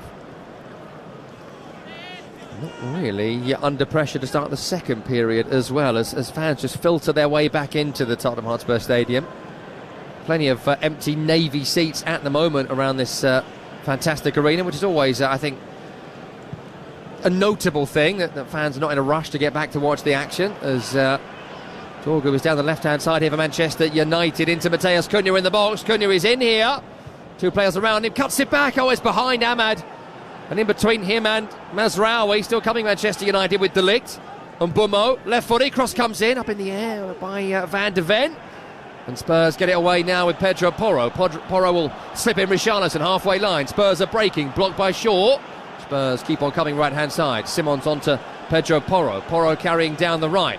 Dummies to cross early, then does cross. It's deep, and it's gone from Pedro Porro. It's been a regular feature of today's game. How many crosses have gone straight out for Spurs? Well, back to normal. Put in a decent ball in there a couple of minutes ago, but again, And you wouldn't expect that of Porro because he does have good quality, but all too often today, his quality has let him down. 49 minutes on the clock. Tottenham 0, Manchester United 0. Tottenham 0, Manchester United 1. Premier League Live. Brian Mbeumo with the goal. 0-0 in the second half, but 1-0 from the first. Just thinking there that not much has really occurred so far as Casemiro goes down in the centre of the field. And, well, I'm sure he'll take his time over this one. Again, it's all just playing quite nicely into Man United's hands at the moment. And we're being critical of Tottenham, perhaps a bit unfairly, I don't know, but you've got to praise the way Man United have been set up here. For all the talk of the formation, which has gone on for 13 months, it's working here. Well, it's been an extremely professional performance at the minute, and, you know, let's get it right. Every time there's a foul and the game stop-start, it's suiting Manchester United. I have to say that Casemiro, I think, has been brilliant in the centre of the pitch for Manchester United today. No one can get near him. His passing's been on point. His positioning in that defensive midfield role, certainly where he's got Bruno Fernandes in there with him, who often vacates that area. It's down to Casemiro to pick up good defensive positions, keep the ball moving. Got very good passing range as well. He's not given the ball away today so far. The only question with him is how long can the 33-year-old veteran keep the pistons pumping in this one before they've got to make that inevitable change? We'll find out together. 50 minutes gone and we are back underway at the Tottenham Hotspur Stadium. 1-0 to Manchester United, and Mbeumo with the goal in the first half. The ball is with Romero. Well, I would suggest at this moment in time he's going to play for longer than what he normally does, because the game is being played at such a slow tempo, certainly from Tottenham. They're not moving the ball. It's almost like at a pre-season pace when they have the ball, and that will just allow Casemiro to fill his lungs and play for as long as he can, which I suggest, while the game is being played like this, will be much longer than the hour that he has been playing. Palhinha for Spurs. In their own half here, Tottenham. Just 3 shots in the game, nothing on target so far. Pape Sarr's effort was the last one we saw from Tottenham. That was midway inside the first half. Here is the man who struck that one, Sarr, then Simons, then Romero on the halfway line. Cunha closing, chip towards Spence. Chest control is not the best. The Ligt gets it away. That's a good challenge though from Sarr. Simons to Richarlison, can't help it on. Cleared away. Chance now for Sarr down the right-hand side. Sarr's delivery, it's behind everyone. Mazraoui can just dig it away under some pressure. Finds Cunha. His first touch was either lucky or brilliant, I can't tell which, but he's carried the ball upfield really well. 3 players on him, crowded out by Porro and 2 other Spurs players. They haven't got it for long though. Good challenge by Dorgu. Romero's well out of position, and he's not particularly sprinting back to get into it. As Bruno Fernandes carries forward here, he's turned back inside, and Palhinha has nicked it. But it's been won back again by Manchester United. Ahmad Mazraoui on the right. Incredibly scruffy stuff at the moment from both teams. Ahmad then gives it away to Palhinha, and Spurs can break. Richarlison, challenged by De Ligt, breaks to Simons, intercepted by Maguire. It's back towards Lamans, the goalkeeper. Well, Richarlison's close by here. Lamans just about gets it away. Not long towards Mazraoui, won back by Tottenham Hotspur. Very, very scrappy. It's like kids in the playground at break time, wasn't it? All chasing after the ball. And when you get it, give it away. Game there to be won for both teams. If they can up the quality. Intensity's been there for the last couple of minutes, certainly. And that's what Spurs need. It's what Kevin Watson alongside him has been calling out for Tottenham. Can they get the intensity high? Can they make Casemiro sprint? At the moment, it doesn't look like it. Manchester United are getting into a back 5. Then you've got a 4 in front, and Cunha just as your target man at the minute. So it's like a 5-4-1. Odegaard down the left-hand side, finds Spence, corner of the box left. Up against Ahmad, forced away from the box well by the United man. It's to Romero. Spurs trying to squeeze high here. Right to Porro. Delivery comes in, away by Casemiro, forced to Palhinha. Hits the face of Palhinha, then breaks out on this near side where Odegaard can cross. It's blocked by Mazraoui. It's a throw into Tottenham, and it's better from the home team. Yeah, just throwing the ball into the Manchester United box there. Again, Manchester United set. Throw in short here. Cross from Odegaard. Chance here for Tottenham. Saved by Lemons on the goal line. It was a flick by Romero straight at the goalkeeper, who smuggles the ball away. Big chance. Big chance. Great ball in. Teasing. And Romero finds himself in a centre-forward position. Gets good purchase on it. But Lemens, right place, right time. Centre of the goal. Corner taken short. Cross comes in, away at the near post by Casemiro. Recovered by Tottenham. Good pressure this all of a sudden from the home team. Can they make it count? Simon's cross is too low. Casemiro and Cunha get the ball away, but not for long. One back by Xavi Simons, who surely has his shirt pulled there by Cunha. Yes, he does. Free kick to Tottenham right of centre, midway inside the United half, maybe just over. That's not like Cunha being robbed of the ball. He's normally so strong in possession, but Simons does well. Takes it off him, and then it's a little tug. So we look at this chance again. Romero gets good purchase on that. For a centre-half, it's nearly a decent finish, but Lemens in the centre of goal, the ball effectively just hits him, as opposed to him making a brilliant save. Sticks his leg out. Best moment for Tottenham in the whole game so far. Really intriguing moment this for Manchester United. They have offensively been pretty good across the season, but the defence has been a conversation point. And of course they had a little crumble last week against Forest as well, when the intensity was raised. So fascinating second half here that we are 10 minutes into. The score is 1-0 to Manchester United. Spurs have a free kick 40 plus yards from goal in the centre, which Porro is over. Porro takes it. Jed Spence crosses. Richarlison is there. It's away by Casemiro. Volley by Palhinha. Another great save by the goalkeeper. To his left, two hands on it. United get it away. That is a good save. Jed Spence on the right-hand side, trying to keep this going for Spurs. He wins a throw. Throws it quickly. Into Johnson. Romero. Johnson. Good block by Shaw on its way through. Good pressing by Spence. Dorgu just stops the ball from going out over the end line, then caught by a flailing arm of Spence. And that's going to be a free kick to United end line left-hand side, as we get a replay on the monitors of a really good save by Lamens right on the goal line. Would have seen that late as well. Yeah, it come through. I think it was Harry Maguire's legs, didn't it? Saw it late. Better ball into the box from Spence, stood it up. United can't clear their lines. It's at him. I mean, you'd expect him to make the save. A little bit reactionary. But he makes it nonetheless, and that hasn't been something United have been able to rely on in recent years, with all due respect to previous custodians of the goalkeeping shirt at Manchester United. He is filling people with confidence, is Lamens in goal. Yeah. And that can make a big difference. It's surprising what happens when you just up the tempo, up the intensity. Header by Dorgu up in the air from the big clearance by the United goalkeeper. Forward then by Shaw. Just got to get a foothold in the game again, Manchester United. They are winning it, but just by the one. As Porro loops high towards Richarlison, who's given them some presence in that central position second half. He's chasing down Mazraoui, and he's forced Mazraoui into the error. That's what was missing in the first half. Yeah, just an intensity to close down. But for me, though, that should have been De Ligt dealing with that, coming onto the ball as Mazraoui, rather than Mazraoui was running backwards.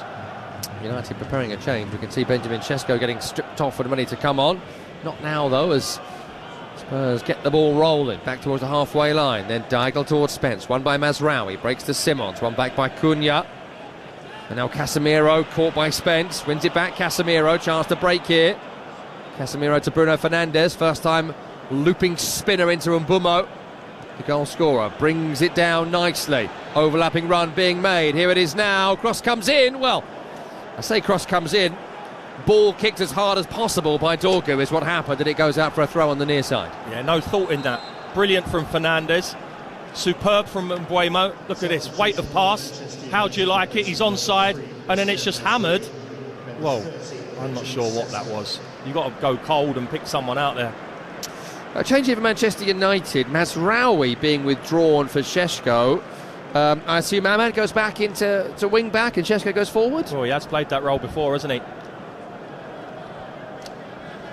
And maybe a bit of a sign there in that change. I mean, we're expecting it at some point today, but they have not been making it stick up there of the United second half. Yeah, no, exactly right. Cunha will come to this right-hand side, which he can play, of course.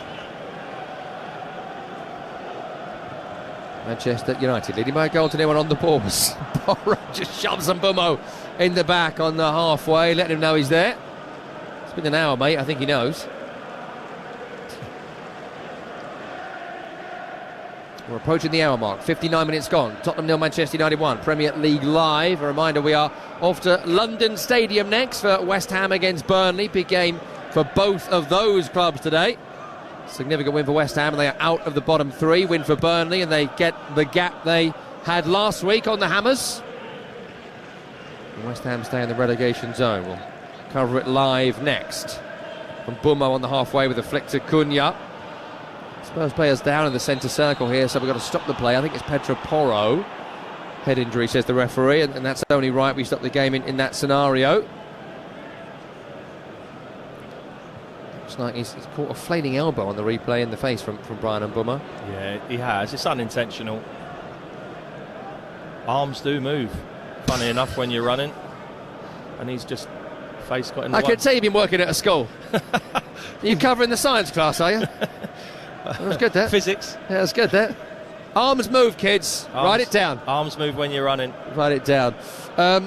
Give us a break, just a quick look at the other games coming up today. I mean, up next, West Ham against Burnley. Really interesting game. Burnley have settled well in the Premier League. I still think they're going to struggle across the season. West Ham, a disastrous opening 7 games, but it did feel like Nuno got it a lot right last week against Newcastle. They'll be desperate to keep that momentum going. What do you make of that? Yeah, they will. Round pegs, round holes, though, as we were saying off air earlier, Tom. But I think the game's going to be very much... it's a different level to this fixture. But Burnley will go to the London Stadium, and again, they don't have to entertain West Ham in any way, shape or form. You know what Scotty Parker's like with his teams. They'll set up, they'll be difficult to beat, and they'll take what they can get, and the onus will be on West Ham to try and break them down. Might be an ugly old affair, but the good news is Toby Gillis and Hogan Ephraim always bring the entertainment for you. So make sure you are with us for the entire 90 minutes. If you think Kev and I have top banter, wait till they're in. He never goes half asleep during the game, though, so it's fine. We're back underway. I'm concentrating, Tom. Yes, that was it, yeah. I thought someone unplugged you. 61 minutes gone, and we are back underway. Porro's all right, and the ball is with Tottenham Hotspur over on the right-hand side. Down the line to Simons, and it's been protected by Shaw. Sideline, he's given it away. Good starting challenge there by Palhinha. Again, very scrappy. One back by Romero, one back by Shaw. Foul by Palhinha. No, not given by the referee. He wants to get on with it here. Palhinha with a chip forward towards Richarlison. Controls and tries an early prod towards Johnson. One by Dorgu. Where will it fall? It falls to Casemiro. He'll find Mateus Cunha. Runs into a crowd. He's now lost it. Porro then tackles Bruno Fernandes. Porro comes away with it. Slips it to Richarlison. Chance here, but he's gone forward to Johnson, who's offside. He has scored. It will not count. On the other side, if he could have found the slip ball to Odegaard, he was through on the goalkeeper. Yeah, he had the blinkers on, didn't he? Richarlison finds himself in a little bit of space here.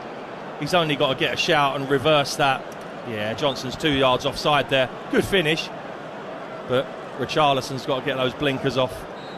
Wrong decision, wrong pass. Apart from that, he did well. But they've got presence, haven't they, up there? That's what was missing in the first half. And you were right at the very start of the show, Kev Watson. You said you were surprised by where Richarlison was playing. Well, he's got to play. If he's going to play anywhere, it's got to be at the top of the pitch. That's a foul, ref. Yeah, Maguire running into Richarlison as Richarlison flicks on.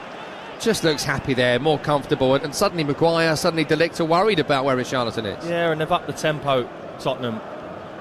You know, it's not rocket science for me.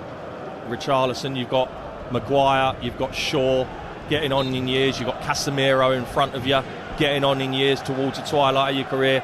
You have to play quickly and move the ball quickly and move these players around.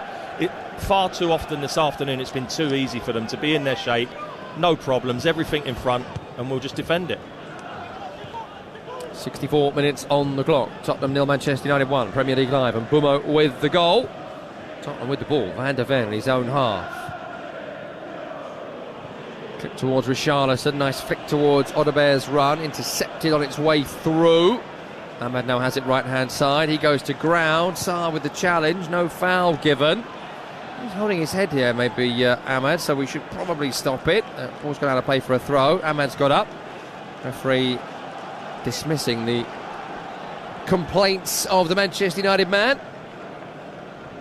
underway with Tottenham Hotspur. Have had 2 shots in this half, both on target, forcing really good saves from Lamens, the goalkeeper. United, conversely, not an attempt in this half. And as we get to 64 minutes, Kev Watson, they've barely been in Spurs territory. No, they haven't.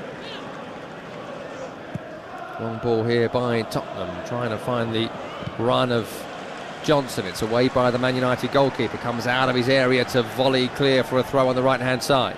A little bit of space is now opening up between the 2 Man United central midfielders and the back 3.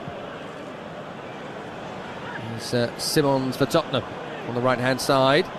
Back to Palhinha. Porro on the sideline, cross towards Richarlison, who's battling Maguire for a bouncing ball. United bring it away just about, but once again it's Richarlison causing all of the aggravation for the Manchester United back line. Romero has then clattered into Brian Mbeumo here, and he's on a yellow card here, Romero.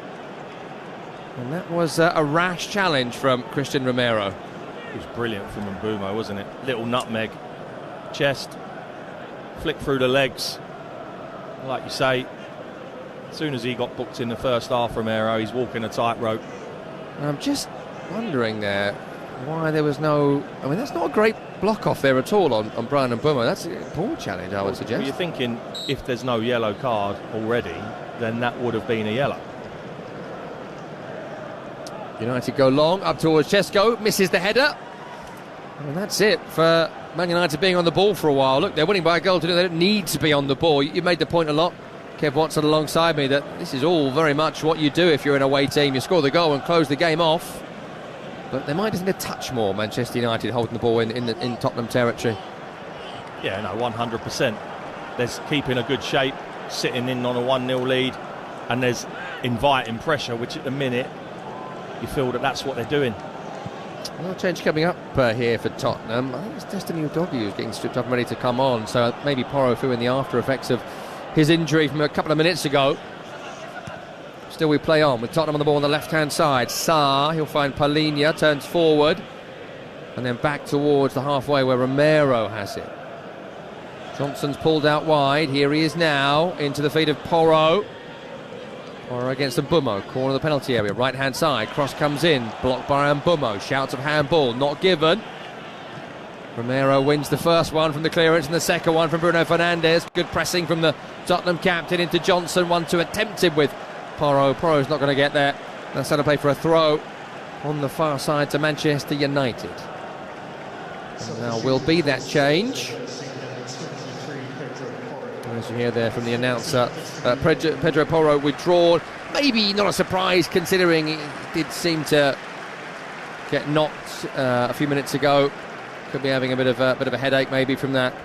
Was a head injury, and so Udogie on to replace him. You were quite surprised Udogie wasn't starting today. Yeah, I was. It's almost like those 3 take it in turns, isn't it? Udogie, Spence and Porro. Obviously Spence can play right back, is his preferred position, and that's where he's gone at the minute. But yeah, for me, Udogie is one of the...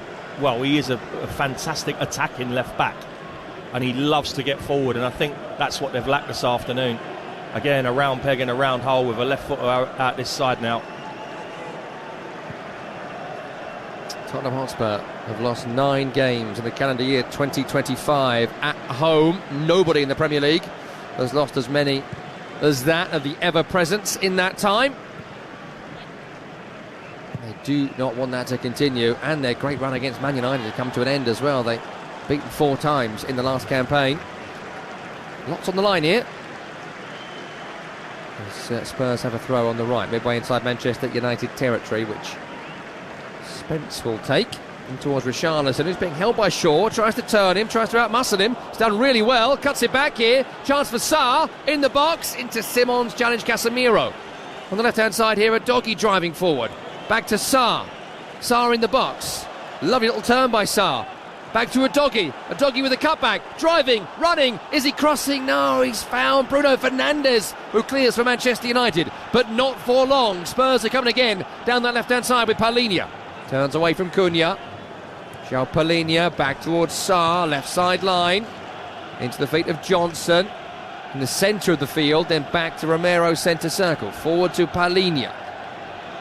Polina looks up, wants a runner, wants some movement, finds Richarlison, flick round the corner, the doggy could be in, challenged by Ahmad, who's done really well to prevent the corner, knocked it out for a throw on this near side, already taken by Tottenham Hotspur, again trying to get that pace up as they trail by a goal to nil. Sarr's delivery, away by Dorgu on that far side, and Bummer looks to carry it clear. Spencer's held him up really, really well, but that's good play by Brian and Bummer to keep Manchester United on the ball. Clip forward here from Patrick Dorgu towards Benjamin Sesko.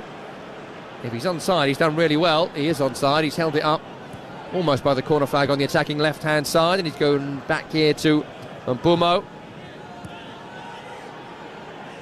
United just happy to keep the ball in Spurs territory for a few precious seconds here. We've got 20 minutes of normal time remaining. They're winning by a goal to nil, but they've barely had the ball. They've barely been in this game in the second half by design, as they have it here on the right-hand side with Ahmad. Good run made here by Bruno Fernandes, who could be in here. Fernandes! Over the crossbar from Bruno Fernandes. 10 yards out, keeper's off his line. He was there to be lobbed, but he's missed the target. Great ball from Ahmad, but that's what Fernandes is good at. Cunha and Mbuemo split, leave a big hole down the middle. It's a good first touch, but he's just stretching. Paulinho does really well to get back in and put him off. And there's some changes coming up here for Manchester United. Harry Maguire has gone down. He's been holding his hamstring for the last couple of minutes, Harry Maguire. Not sure if he is in the changes here. Expect one to be Casemiro and the doggy to switch over as per. Give us your thoughts on Harry Maguire today. One of those players that has received unnecessary criticism, in my view, over the years. Not just from sort of United fans, but from the general footballing populace. But once again, seems in favour at Old Trafford. He's been a very good pro. Had an extremely good Premier League career, Tom. But Tottenham haven't troubled him at all today. Everything's been in front, and that's what Harry Maguire wants. He doesn't want things spun behind him and turned behind him. He wants people to play in front, and Tottenham have basically played into his hands this afternoon. Same with Luke Shaw. Luke Shaw doesn't want to be running backwards now. Casemiro withdrawn, got to 71 minutes today. Casemiro, no surprise, maybe being taken off as the game ups in pace. He is replaced by Manuel Ugarte. Lenny Yoro is coming on from Maguire. Mason Mount is also coming on here. The other player going off, Mateus Cunha, withdrawn for these final exchanges. That surprised me a touch. Yeah, he's been quiet this afternoon, though. But what Mason Mount will give you, we've been berating Manchester United a little bit this second half for not having an attacking threat. What he will give you is energy, and he will run, which is a lot different from the way Cunha plays, if you like. Yes, less mercurial than Cunha, and then Cunha is, but a very good player nonetheless. And he is on the right-hand side with Sesko down the centre, and Brian Boomer, the goal scorer, over on the left for Manchester United, where he loves to play. Had been a bit more central in the first half when it was Ahmad and Bumo and Cunha. Well, here we are, we're back underway, and it's United coming forward here. Flick on towards Sesko from Mbumo's head. He's offside. Goalkeeper clears it anyway. And Spurs now pressing very, very high up on the halfway line. So it's going to open itself up to this sort of moment. Just seeing the replay, it does look just offside there. But it just shows you all this passing and, 10, 12 passes, long ball, flick on, and you're nearly in. Ugarte wins on the halfway line for Manchester United, who are trying to impose themselves again on this game. Left-hand side, low cross comes in, it's away by Romero, nearly to Bruno Fernandes, just gets robbed by Audebert, then cleared by Spence on the right end line. And suddenly it's the away team with some impetus in this second half. They're winning by a goal to nil. I'm just wondering, if Manchester United have seen off Tottenham's initial 15-20 minutes at the start of this second half, and whether they're getting a little bit more of a hold in the game again. I like both subs that Amarim's made today, I'll be honest with you. Mason Mount's going to give you plenty of energy. Ugarte for Casemiro, who had run his race. Oh, and Sesko has combined with Romero here. Referee says high boo. I would suggest it's low head by Romero. Referee has stopped the play anyway. And he's lucky there because Šeško would have been in. Yeah, always been a bugbear of mine, that, Tom, because that's not high foot for me. No one's told Romero to put his head, 2 foot off the ground. You're entitled to go for that with your feet. Go for it, he has. And now Romero's wandered away from the ball as they have the free kick, which is a bit odd. Now it's into Romero, and it's shades of the Chelsea game here all of a sudden for Tottenham, as they then lump it out on the far side, and it goes into touch. And oh dear, that's not so clever there from Tottenham Hotspur. They do realise they're losing with 15 minutes to go, 16 minutes to go, don't they? Do players get scarred by things like last week, Kev, considering that this is sort of how it was panning out? I mean, Spurs are more in this game than maybe they were against Chelsea last week, who could have been out of sight at this point. The scoreline is the same, but anyway, we'll come back to that as Dorgu was coming down the left-hand side here for Manchester United, who were searching for a second, and Polina's got to ground. That's a poor sliding challenge. Dorgu has won the free kick. Polina searching for his weekly yellow there. Not going to get one from the referee. That was not a great challenge. Yeah, now Tottenham have got to be careful that it isn't a rot that sets in, because at this moment in time, it's clearly affecting them. The biggest thing for them going forward will be to get the first goal at home, get the crowd up. And at this moment in time, it's not happening. And like I say, the last 5 or 6 minutes, Man United have seen off that initial burst, and they look the better team again. Their game management today, Manchester United, has been excellent. Polina did get his weekly yellow, by the way, and was quite rightly given a yellow card for that. That was a poor one from João Polina. And now it's a great chance for Manchester United. 75 minutes gone. They're winning by a 1-0, and they have this free kick on the left-hand side, which Bruno Fernandes is over. It's about 12 yards away from the end line, a couple from the side. Spurs defence on the edge of the 6-yard box here. Delivery comes in, it's hit Sarr, it's bouncing, it's looping, it's just kept on by Vicario on his end line, preventing the corner, and he rolls out quickly over on this left where Udogie looks to carry, and leaves it for Polina, and then to Romero. Not at the halfway line yet, Tottenham. They finally make it with Spence. Xavi Simons back to Spence, then back to the goalkeeper. And you can just hear a little bit of frustration. That's just from me. Odebear being held out well by Ahmad, who's hassling him brilliantly. Hand of end with a big looping ball clear. Simons surely being fouled there by Shaw. Yes, he is. He tried to sort of chest it into his own path, and Shaw has gone in too heavily. Spurs preparing further changes here. Defensive midfielder Rodrigo Bentancur is one of them. That's the options they have, I guess. See who's coming off shortly. They're back underway here on the right. Johnson leaves it for Spence.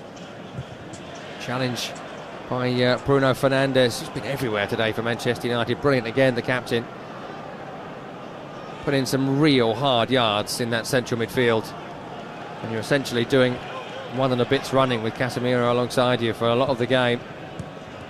Here's Odebear on this near, who's giving it away to Ahmad, who's been equally fantastic for United. Agate to Ahmad, Ahmad to Mount, Mount to Šeško. Chance here for Benjamin Šeško. He's in the box, held up by Romero, and Spence gets back at him before he can get the shot away. Not great there from the United striker. That was a great chance. He's got to do more for me, Šeško. He looked cumbersome there, Tom, didn't he? Slow. Here's Bruno Fernandes. United back on the ball. Reverse pass. Chance here for Dorgu to run at Romero. He beats Romero but not Spence. He's then fouled Spence.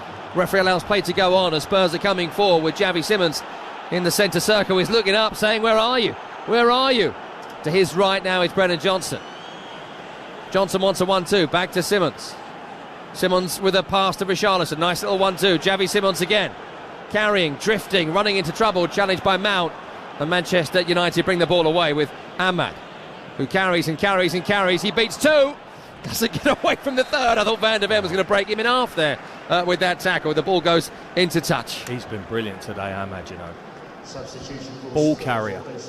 When you're under the cosh, pick it up, carry your team up the pitch. A change here for Tottenham.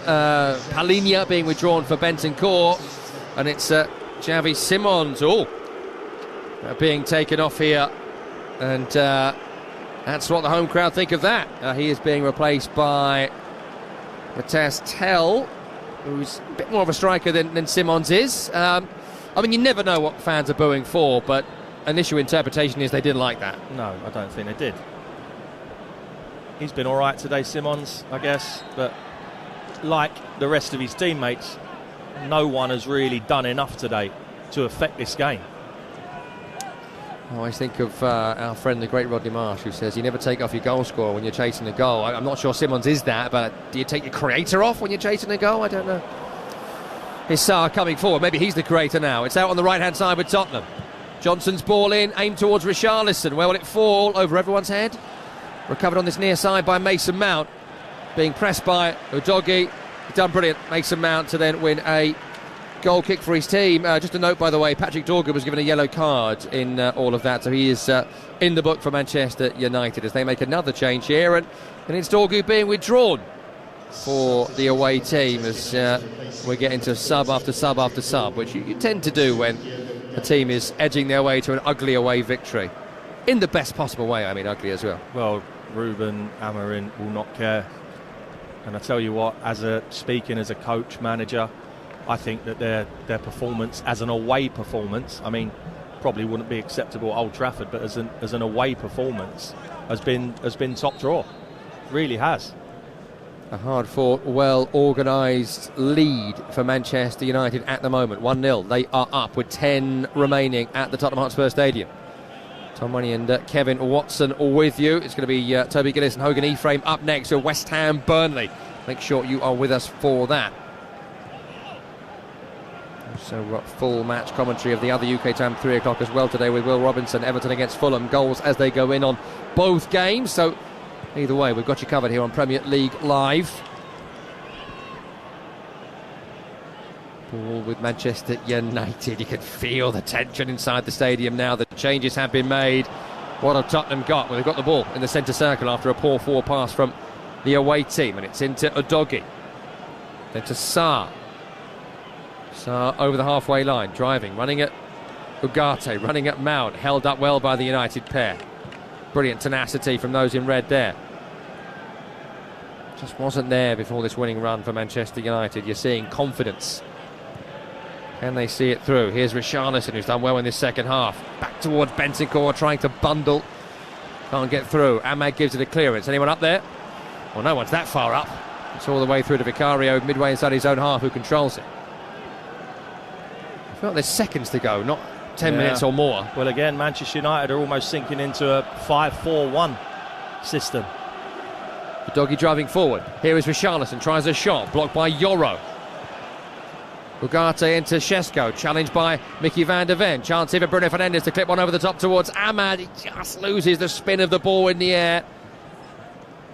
But he has held the ball up well for Manchester United.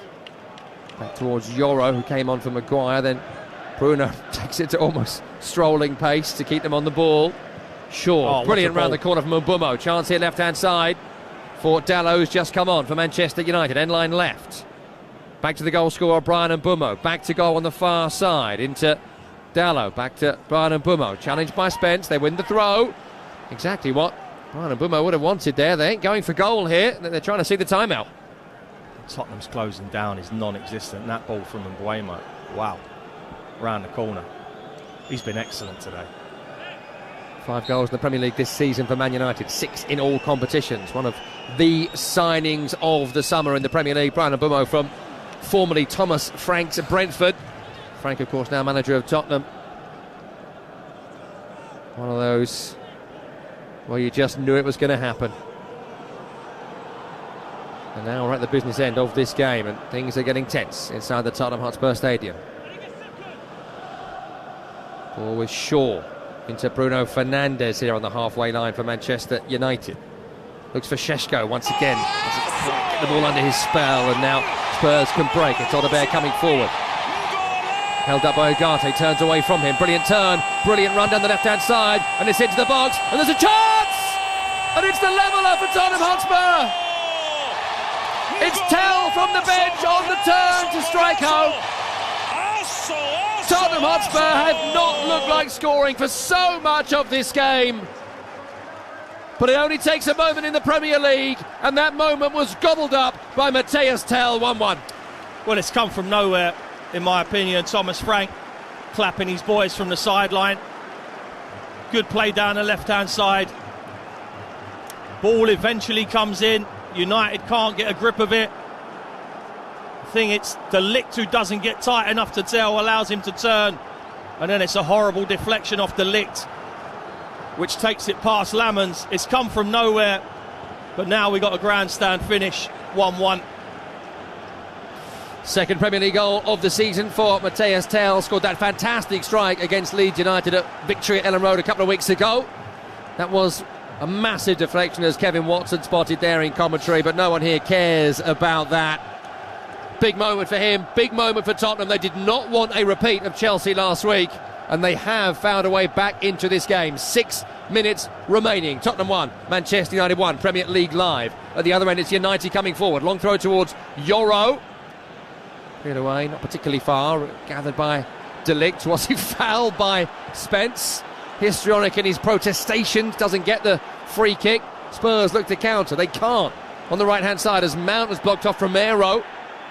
And now Romero is, for a second there, I thought he was charging back at Mount, but he's gone back to position, which is for the best. 5 minutes of normal time remaining. And they will be kicking themselves, Man United. They have been cruising to victory here. And now they've got to do it all again, but maybe they will. It's Mount and Sesko. And Sesko has it now through a goal. Benjamin Sesko. Oh, he's been caught by a sliding challenge of Mickey van der Ven. He was in, but he took too long. And Spurs get the ball away. We said that the last chance he had. It takes too long, it's too slow. Got to sharpen this boy up. It's a brilliant ball from Mason Mount, little reverse pass. And the reason he's on his haunches now is because it's taken so long and Van der Ven's allowed to get back to him. And United are temporarily down to 10 as Sesko has remained down at the other end, and it's Pape Sarr bringing Spurs forward into Richarlison. Fantastic in this second half for Spurs. Right to Johnson, tries to cross, blocked by Dalot, just about. It was a bit of a lunging challenge from Dalot. I think it's gone off Johnson last and will be a goal kick, and Sesko has remained down to our right.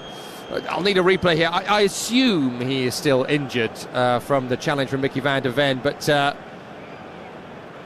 part of me feels like it's embarrassment, I've got to say. His first touch, we're just seeing the replay on our monitors, has got to take him onto his left foot. By keeping it on your right, it's keeping the ball nearer to Van der Ven to get across. As that comes through, just take it on at a little angle onto your left and shoot across goal, but just took too long. Way too long. Romero has gone down here as well, so we've got Romero receiving treatment, we've got Sesko receiving treatment, and we've got a grandstand finish here at the Tottenham Hotspur Stadium, which we did not see coming. Goals change games. Could they change Spurs' narrative at the Tottenham Hotspur Stadium, where they have been beaten more times than they've won in the last year? I wonder what Spurs do now. I assume they go all out for victory in the final 5. Well, you'd think so, wouldn't you? I mean, Odebear's looked quite bright since he's come on. Plays a part in the goal, picks the ball up, actually runs with it at pace, commits Manchester United defenders. A change here for Spurs coming up. Romero can't continue. Probably a bit lucky to still be on the field with a couple of the challenges he's put in on a yellow, and he's going to be replaced by Kevin Danso for these final exchanges here at the Tottenham Hotspur Stadium. He's a bit of a loose cannon at times, Romero, but a beloved figure here, and sometimes that tenacity, that head loss almost, it just lifts everyone, doesn't it? And it sometimes works out. It does. Sometimes he gets it right, sometimes he gets it wrong, but he's had a very, very good career. He's not going to change for anyone now. Can't teach an old dog new tricks, as they say. Šeško's not happy, by the way. I'm not sure he can continue. So he's picked up an injury as he's trying to take that shot. Kevin De Bruyne a couple of weeks ago got injured taking a penalty for Napoli and missed 4 months, or he will miss 4 months. So now Man United have been cruising to victory. You've got to hold on for a draw with 10 men because they made the 5 changes. Yeah.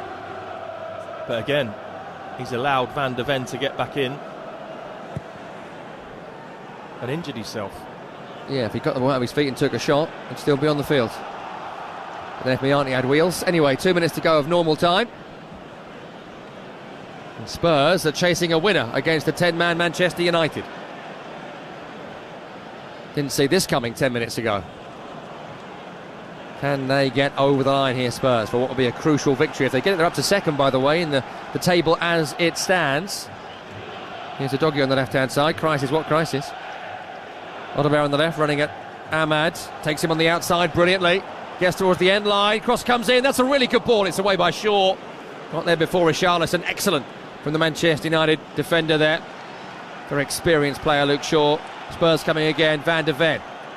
Slip ball to Odebear. Get him the ball is the message, and he beats Ahmad again brilliantly. Cross comes in. Chance again for Tell, and he swung the left boot at it, but he misses the ball. It hits the standing foot and it goes wide. We said a couple of minutes ago, Odebear's been really, really bright since he's come on. Getting to the byline. Good ball in as well. Perhaps a tad behind Tell. Doesn't shift his feet, doesn't move quickly enough. Kevin Danso controls Laman's big wallop upfield, and Spurs will come again, and they're going to have 6 further minutes to play through here at the Tottenham Hotspur Stadium. Long way to go in this one for United to suddenly hold on by their fingernails, having been cruising to victory. And Spurs are very much on top right now. Can they find a winner? Well done if you're just joining us. This is the time. Yeah, as you say, goals change games. Chesko goes off. They're effectively now a 5-4. They've lost their one at the top of the pitch. You'd expect this last 6 minutes to be played in Manchester United's half. Tottenham coming forward. Come on, you Spurs is the cheer. Brilliant on the right-hand side from Spence, who gets the cross in. That's a really good ball, and it's away at the near post from De Ligt, sliding in, getting the ball away before it could be turned home by Richarlison. Corner kick Tottenham. Great ball in from Spence. De Ligt, who for me has done outstanding for Manchester United today. Unlucky with the deflection for the goal. Corner kick, attacking right. Attacking the other way to our left, Tottenham Hotspur. We're into the additional 6 minutes, that is confirmed, until the goal scorer is over the corner for Spurs. Cross comes in towards the 6-yard box, cleared away as far as Odebear, who shoots! It's in Richarlison, and it's gone in! Spurs have turned it around, and they have won it in additional time, and it's Richarlison with the flick in the bottom corner. It's the glory derby, and that glory is going to Tottenham Hotspur. 2-1, they've done it. Where has this come from? Where has this goal come from? I'm sure they'll have a look at it, because it's deflected in off the head of Richarlison. He has looked better since he's gone in a central position. Odebear again involved, been really bright since he's come on. His effort probably is going towards that far corner anyway, but Richarlison is standing in the centre of the goal as the ball gets deflected out to the edge of the box. The cross comes in as the ball gets headed out to the edge of the box. United don't come out quickly enough. I'm not sure who that is that stays in. And Richarlison, yes, he's onside. It's Ugarte. It's Ugarte who gets caught. Not really his fault, because he's trying to defend the initial corner. Gets sucked in towards his goalie, and he cannot get out quickly enough. The rest of his team have pushed up, and he looks on aghast as Richarlison's header just deflects slightly and puts it into that bottom corner. But 10 minutes ago you wouldn't have seen this coming, but now Tottenham find themselves in the lead. The Premier League can be a cruel mistress, but that's why it's the greatest league in the world. Tottenham Hotspur were dead, buried and beaten, and now they've won it. Surely they have won it against Manchester United, who were cruising.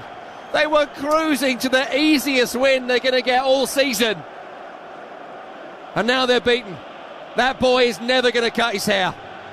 2-1, Tottenham Hotspur. Amazing stuff.